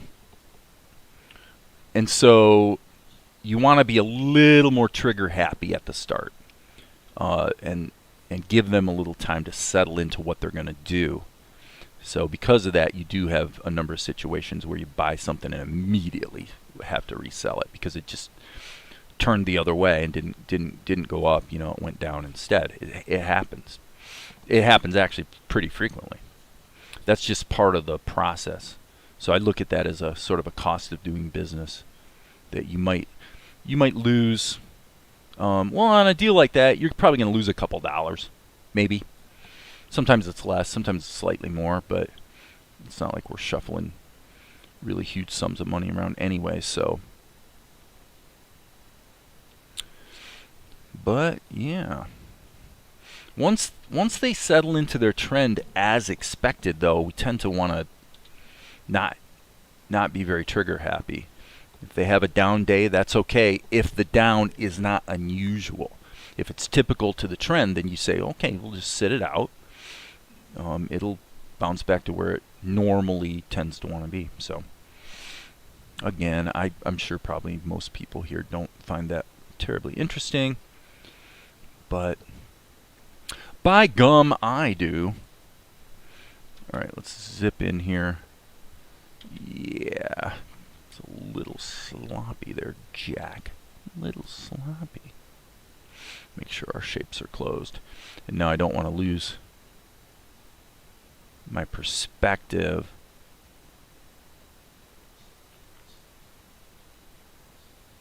In terms of the scale of his hand. And since it's bleeding off the page, I think we can probably leave it kind of like that. For your information, have to turn off at about 11:30. What time is it? Oh, it's 11:15 already. Wow.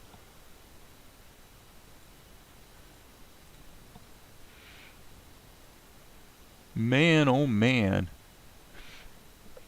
The day is a-going.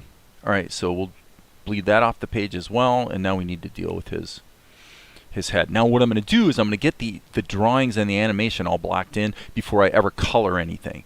Because if I color it first, then you're having to deal with cutting and moving around shapes that have color, and then you're having to do a bunch of erasing, and it becomes quite a bit more work to use one drawing to morph it into the next drawing, you might say. Now here, I'm going to be a little bit creative with his expression. And we'll see how this goes. Oh, and by the way, I got to do something real quick. I got to close a window. Hang on one second.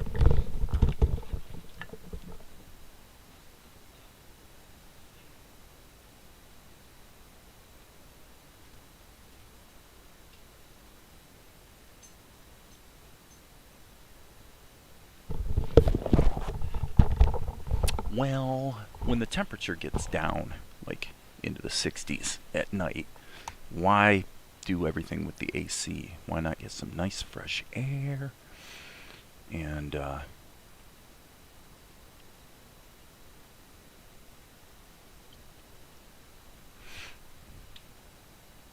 ooh, glad I flipped my canvas. Excuse me.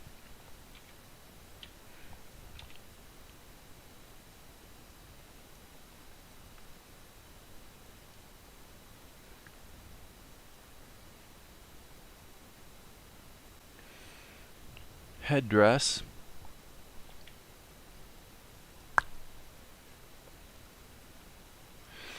Now you could use I should try it.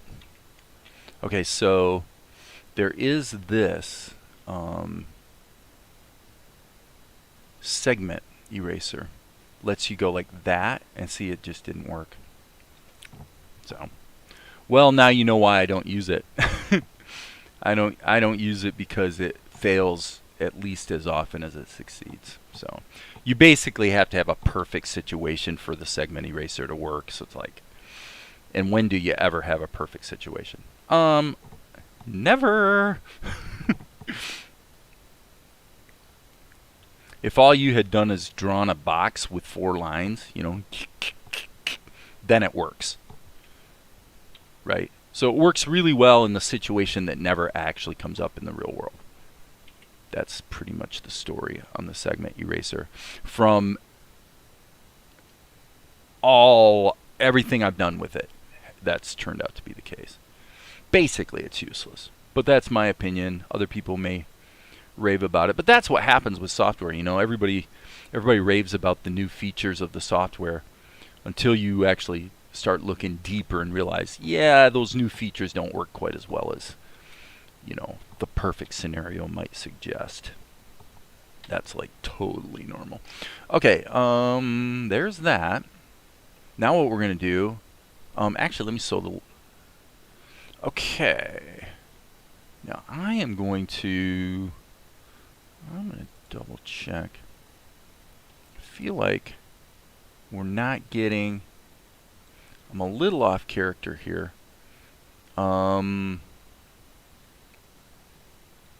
Mainly because of the hair. I don't think the hair is quite right. I am going to make some adjustments to the hair. Okay, we'll look at that and see if it's starting to feel right.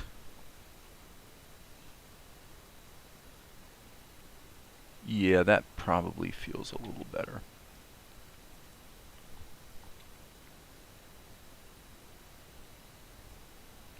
I mean, we're looking down on him, so we've got a little bit of latitude in terms of the characterization. I'm still not happy with that, though. Well, let's do the old go from the known to the unknown thing. That's a little objectionable. Darn it. The smoothing is working against me to a degree. And we will then connect the dots, so to speak. Okay. How are we doing on fill operations? Well, theoretically, pretty good. Except there's one little problem. If we jump out of here, we will see that, honestly, we need to extend these 2 lines over here if we want to be able to fill in the area up yonder where the tent is. Let me see. Okay, so same situation here. I'm gonna try not to be too sloppy, but I just want to get the outline essentially of his hand. Here, let's just close the shape. No point belaboring it. Okay, so there's that, and then here I want to go D key and immediately and unceremoniously delete all of this, and then we'll unsolo the layer so we can see what we had in our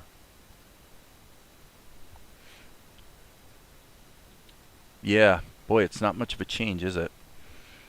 We got the head moving just a little bit, so we'll take the S key. I'm just going to try to avoid these little tangents as best I can. We're going to rotate this just a little bit, and then we'll clean up the garbage that accrues as a result. So that's that. Shift spacebar to zoom in, and as you can see, we do have a little bit of garbage. Got to take the garbage out. Okay. Obviously, we're going to spring a leak right there. And then, let's hit the N key to go to actual size. And now, I'm going to just follow my sketch. Check one thing. Yeah, that's not too bad. Just want to get this guy in motion. I'm not even going to worry about the... Well, okay, I should worry about that, though. Okay, zip in here and fix that.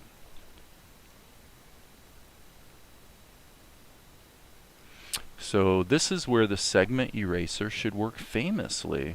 Let's see if it works at all. Yeah. Hey everybody, let's cheer. Nope. I'll show you how the segment eraser does work though. It works really well. If you ever have a situation like this, if you ever need to draw a tic-tac-toe board, then the segment eraser works pretty well. It actually still doesn't work perfectly, but as you can see, oh, it failed.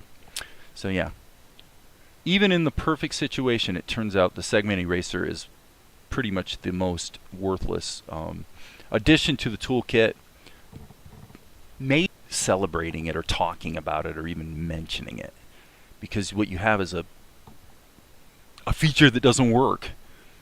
All you're doing is harming the reputation of the software. So yeah, segment eraser. Total joke, people. It's a joke. It's worthless. Worthless. Shame on me for being so cynical. Or maybe I should say shame on me for telling the truth. Yikes. Them's fighting words there. Them's fighting words, sir. Yeah, I don't care. Whoops. Okay, that was stupid.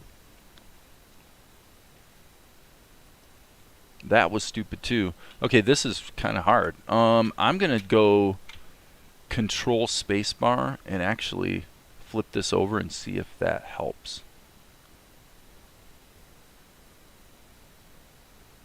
Okay, now I'm going to hit, I think it's Shift Alt R. Yeah, I set up a hotkey. Okay, that, I actually got it. Sometimes it helps because what you want to do is give yourself a situation where you don't recognize the symbols that you're trying to draw. So all you have to do is accurately render the shapes. And so sometimes drawing like or painting upside down can help with that. It allows you to stay focused on just drawing the shapes, not trying to draw what you think you're trying to draw, and you actually will draw more accurately. Okay, so here we're gonna have a slight happy look, and I'm gonna flip my canvas. Yeah, that's actually not too bad.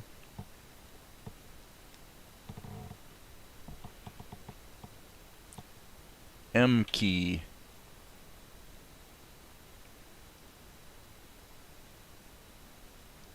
Having the smoothing on when you're trying to draw tiny circles is extremely counterproductive.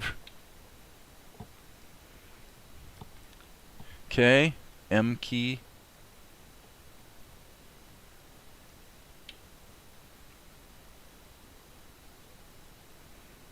Cool beans. I think I kind of sort of got it. Alright, and I'm going to actually do this again so I can get this curve, because I'm a righty. I'm not a lefty, I'm a righty. And then at Shift Alt R to reset the rotation is something I set in my hotkeys, because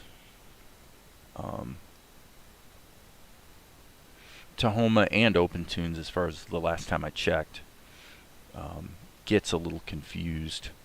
If you rotate your canvas and then flip it, if you reset the rotation in the flipped screen, then when you unflip the screen, it'll be rotated again in the unflipped view. And if you correct that, then when you flip the screen again, it's re-rotated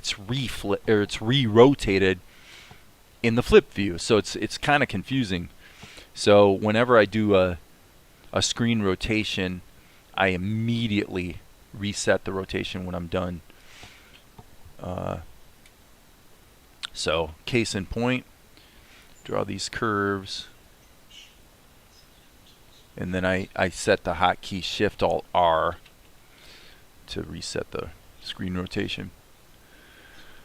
So unfortunately today I am decreasingly popular.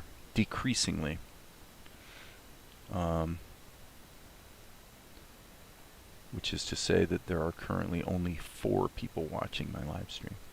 I'm just not popular on Wednesdays, it would seem. It must be because it's Wednesday, or it might be because there just aren't that many people that want to watch somebody sit and create an animation. Can't say I blame you. It is kind of tedious work. Okay, one thing I also wanted to do here, let's zip out here. I'm going to hit the S key. I'm going to grab this whole kit and caboodle here, like that. Control C, then go into this drawing, and Control V. Now all I got to do is clean up the garbage, as stated earlier. Take out the garbage, baby. Alright, and back to the B key. Okay, yeah, and actually, let's do the same thing here. So I'm gonna... Did I get this all the way? Yeah, I did. Okay. So what I'm going to do is hit the S key, do a selection, and just grab this whole bit. Go to the next frame and paste it in. Okay, so now that's a little interesting. I'm going to make... Let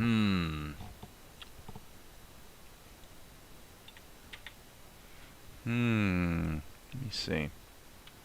Yeah, that is a nasty tangent. We don't want that. So I am going to have to clean this up a little extra. And we're going to have to fudge it a bit. Fudge it a bit by going like this, and then sort of giving a little indication that maybe the edge of the tent has been jostled a bit by his move. Cool beans. And now this is really in the wrong place as well. So B,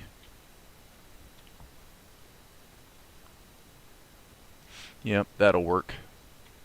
Probably need some indication there. And then we're gonna animate the bag.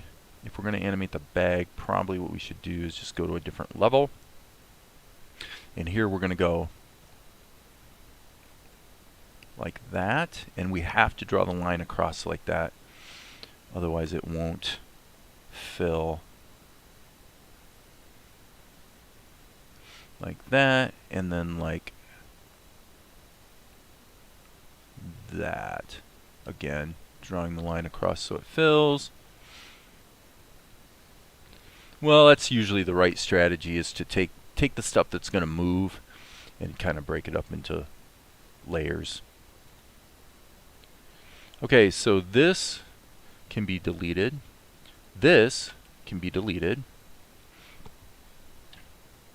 And I like it. I like it, people. Okay, the only thing that's kind of glaringly absent is the indication of the color changes on his shirt. So I'm going to go to the scene cast, clean up my situation, remove all unused levels, and save my work. Marie's still here, but not for long. Oh, there's an alert on Eden. Hey, Valerie, you got the Eden?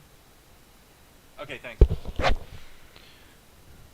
She is in charge and on it, baby. I like it. I like it. File, save all. How long have I been live streaming today? According to OBS, 2:09. So 2 hours. What have we accomplished? See, this is the bad news. When you have this much action going on, you don't make as much progress. Yeah, only 5 seconds of show, and that's not counting the first shot I did, which I did in Krita before I started live streaming. So actually, only about 2 seconds since I started live streaming. Wowzers. Now, presumably, this is going to add 3. But yeah, that's the way it goes, people. Okay, so now what I'm going to do is start adding some colors. A little bit of flesh tone. I can kind of get away with murder here a little bit because You know, I've worked with the character so long that I kind of know what his colors are.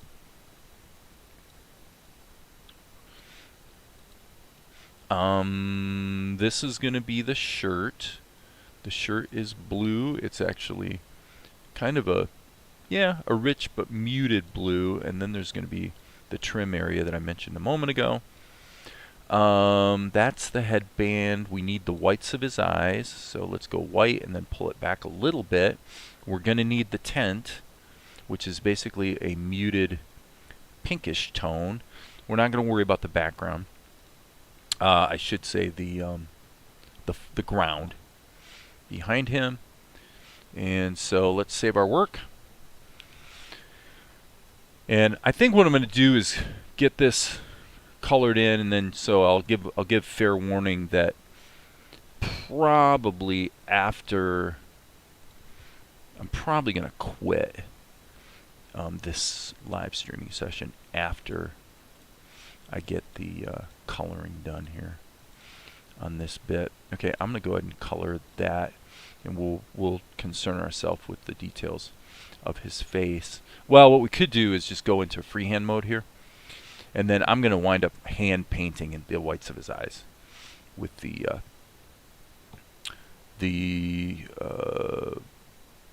well, it used to be called the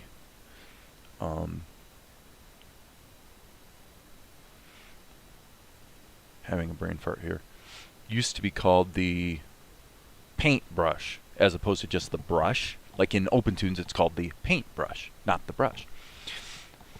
Tahoma kind of gets it right, actually. Tahoma says you draw with your brush and you paint with the Smart Raster Paint tool, or Smart Raster Paintbrush. So it's the difference between this tool and this tool.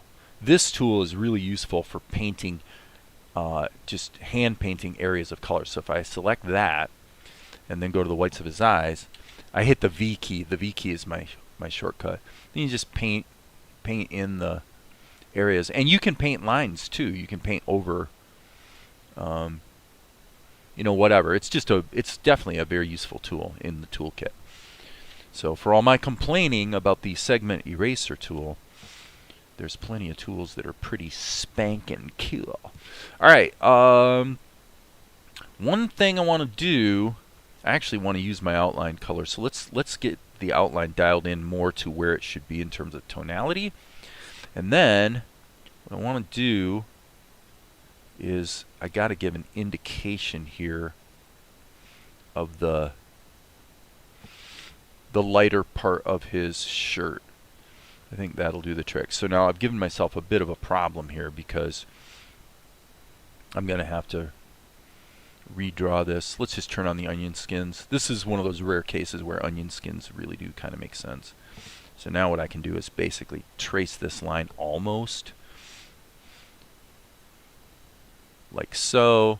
And then when we get here, I would say this is going to sort of flex down a little bit to something more like that. And we are going to have this. I feel like I've got a little bit of a sniffle today.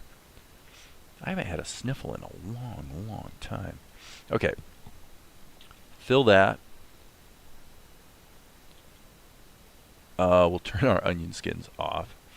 As you can see, they get pretty obnoxious pretty fast.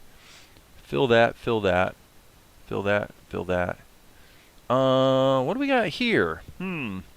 Okay, that's interesting. So forgive me, you guys, for sniffling, because I am kind of sniffling. Eraser, selective. I want to erase lines. Okay, so this is useful. I can just go like that, which gets rid of the lines. I don't feel like I'm getting a cold or anything.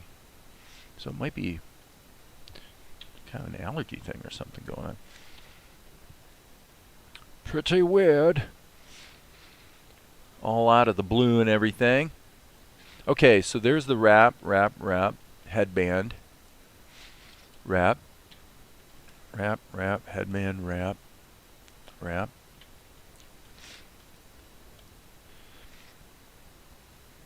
Okay, now this needs to be filled.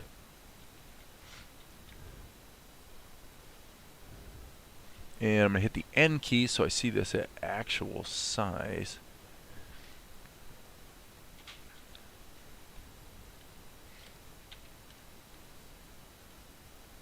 Boom, boom, boom, boom, boom.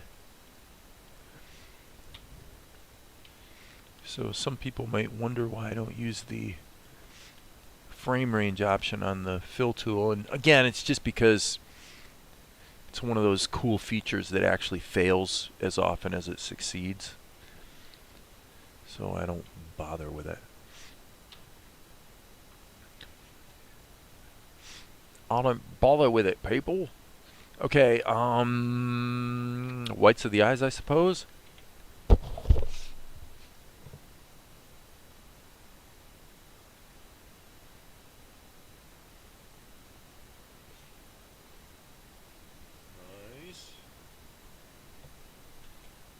Zip in here a little bit closer. I moved my microphone so you guys won't have to listen to me sniffing. Okay, so now there's a lot of touch-up kind of called for here in terms of the fill tool, I must say. We got a leak, darn it. Where's the leak? Curse you, Red Baron, how did you give me a leak? Probably it's got something to do with this mess right here. What I'm going to do is hit the eraser once again in selective mode. So what I'm actually erasing is my outlines here. So I'm going to try to clean this up a little better than I did. And by using it in selective mode, as you can see, it doesn't erase my color that I painted in. So it's pretty useful for tightening things up. And now I can go ahead and hopefully close that shape with the B key. It still does not show as being clean for a fill operation. So let's just zoom out and see what the heck is going on here. There we go. Okay, we need a color for the bag, which is kind of a brown, pretty much a real muted brown color. Tan, I guess you'd say. Now, I'm not going to try to fill that because that's actually on the other level. So really, that's the top of it's the only spot that matters. So what I'm going to do is grab this color, Control C, from the palette and paste it in. So I can then go color that. So the only thing still fouled up would be his thumb. Boom. And as you can see, you do have a lot of these little tiny areas of little specks of color that just didn't fill properly. So OpenToonz and Tahoma is really pretty good at allowing you to use the lasso to catch that stuff, because I mean there's like not a program out there that doesn't have this problem. I've said it before, fill operations are the bane of animation software. They really are. It's the area where most software in my experience kind of gets it wrong. I'm going to go ahead and allow the, see, that's the danger right there. I'm just going to try to allow a little bit of that purple to sneak through. This is the kind of thing that would be easier with the Smart Raster paintbrush tool. So set the size of it real small, like 3 pixels, and then just go in, and it winds up being faster and easier to just hand tool it. Okay, anything in the, hey Ajax, welcome, welcome, welcome. Be warned though, I'm seriously considering wrapping it up here for this morning. I've been going for almost 2.5 hours. Okay, N key. I would say we're at the point where we can at least render the darn thing out and see how it's going to cut into the show. So I don't think the ground matters too much for that purpose. So I want to double check my output settings. 573, everything looks good. So let's hit Control Shift R. and we'll cut it into the show, and then when I improve it, I'll just re-render and it'll all update automatically. So here's this.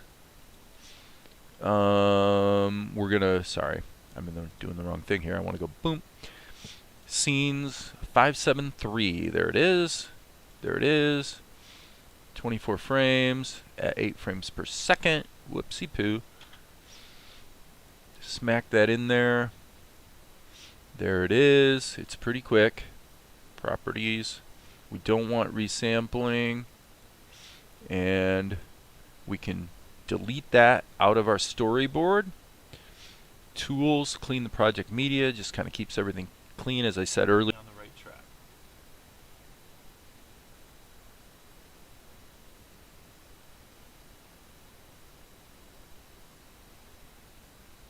Yeah. Any complaints, people? Any complaints? Feel free to complain if you want to complain. Lord knows I do. Plenty of times. Alright, OBS disconnected and is reconnecting. And I'm going to take half a second here and look at some of these alerts that are coming through on the trading day. Okay, we got an entry signal for... I think that I'm out of date here. I have a suspicion Valerie's already taken care of those. Yep, I was right. So I wonder... I gotta say, the portfolio's actually doing well considering the early morning dip, so that's great to see. I love that. It can be stressful though. You don't want to look at how your equity changes throughout the course of the day. It can definitely rattle your cage if you're inclined to get rattled by such things. Okay, so now we want to think about our lighting and shadow situation on this particular shot.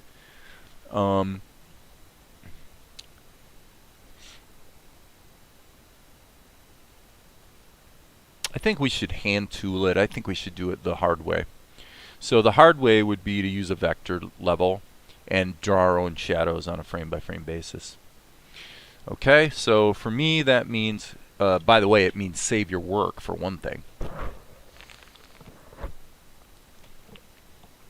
Okay, after this is saved, I'll show you what we're going to do is we're going to hit the B key and we're going to turn on auto close and auto group and then we can take this level and bring the level down. Normally for shadows, I'm usually around 11 or 12. In this case, that's probably good. Now there is one problem I want to make note of here. Okay, never mind what I was going to say. There's a couple things about using vector levels for shadows that you probably want to be aware of. One is that if you make the shadow transparent through the alpha level of the color itself, it doesn't work. Excuse me. And the reason it doesn't work has to do with two things. One is the opacity of it building up on itself if you have multiple shapes that are laid over top of each other. And the other thing is, like right now you can see my maximum thickness on the vector lines is 5. Normally I actually set it to 0 like that, so that you wind up with a filled shape that actually has no outline. That actually mitigates the problem I was referring to. But anyway, what I do is I just make a solid black shape and then I turn down the opacity of the level. You could also do it through the schematic, obviously. You know, and in this case, gosh, I'll tell you what. Like I said, I'm going to hand tool it here. So that means I have to be a little more careful to follow the outlines because I don't want to have to use a post-production effect to lock the outlines to the character. That's easy to do though. I mean, so there's nothing wrong with doing that for sure. But I'm thinking on this shot, I want to have actually 2 levels of shadow going on.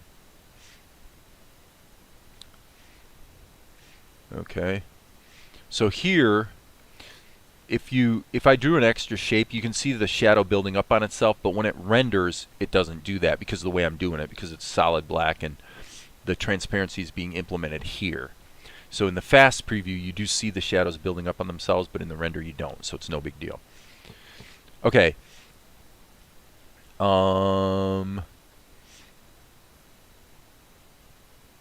Yeah, so actually, see, this is a tricky one. Part of me wants to go ahead and add an entire second level of shadow for this whole area under here. Boy, I can't believe how much I'm sniffing. I think I might be catching a cold. I probably should take some zinc. That usually nips it in the bud. In fact, I think I will. So with that, since it's been 2.5 hours, yes, it's been over 2.5 hours, I think I'm going to wrap it up so I can go attend to my schnoz. And maybe I'll be back later in the day, maybe not. But it's been a productive session. I've gotten 2 or 3 shots done today.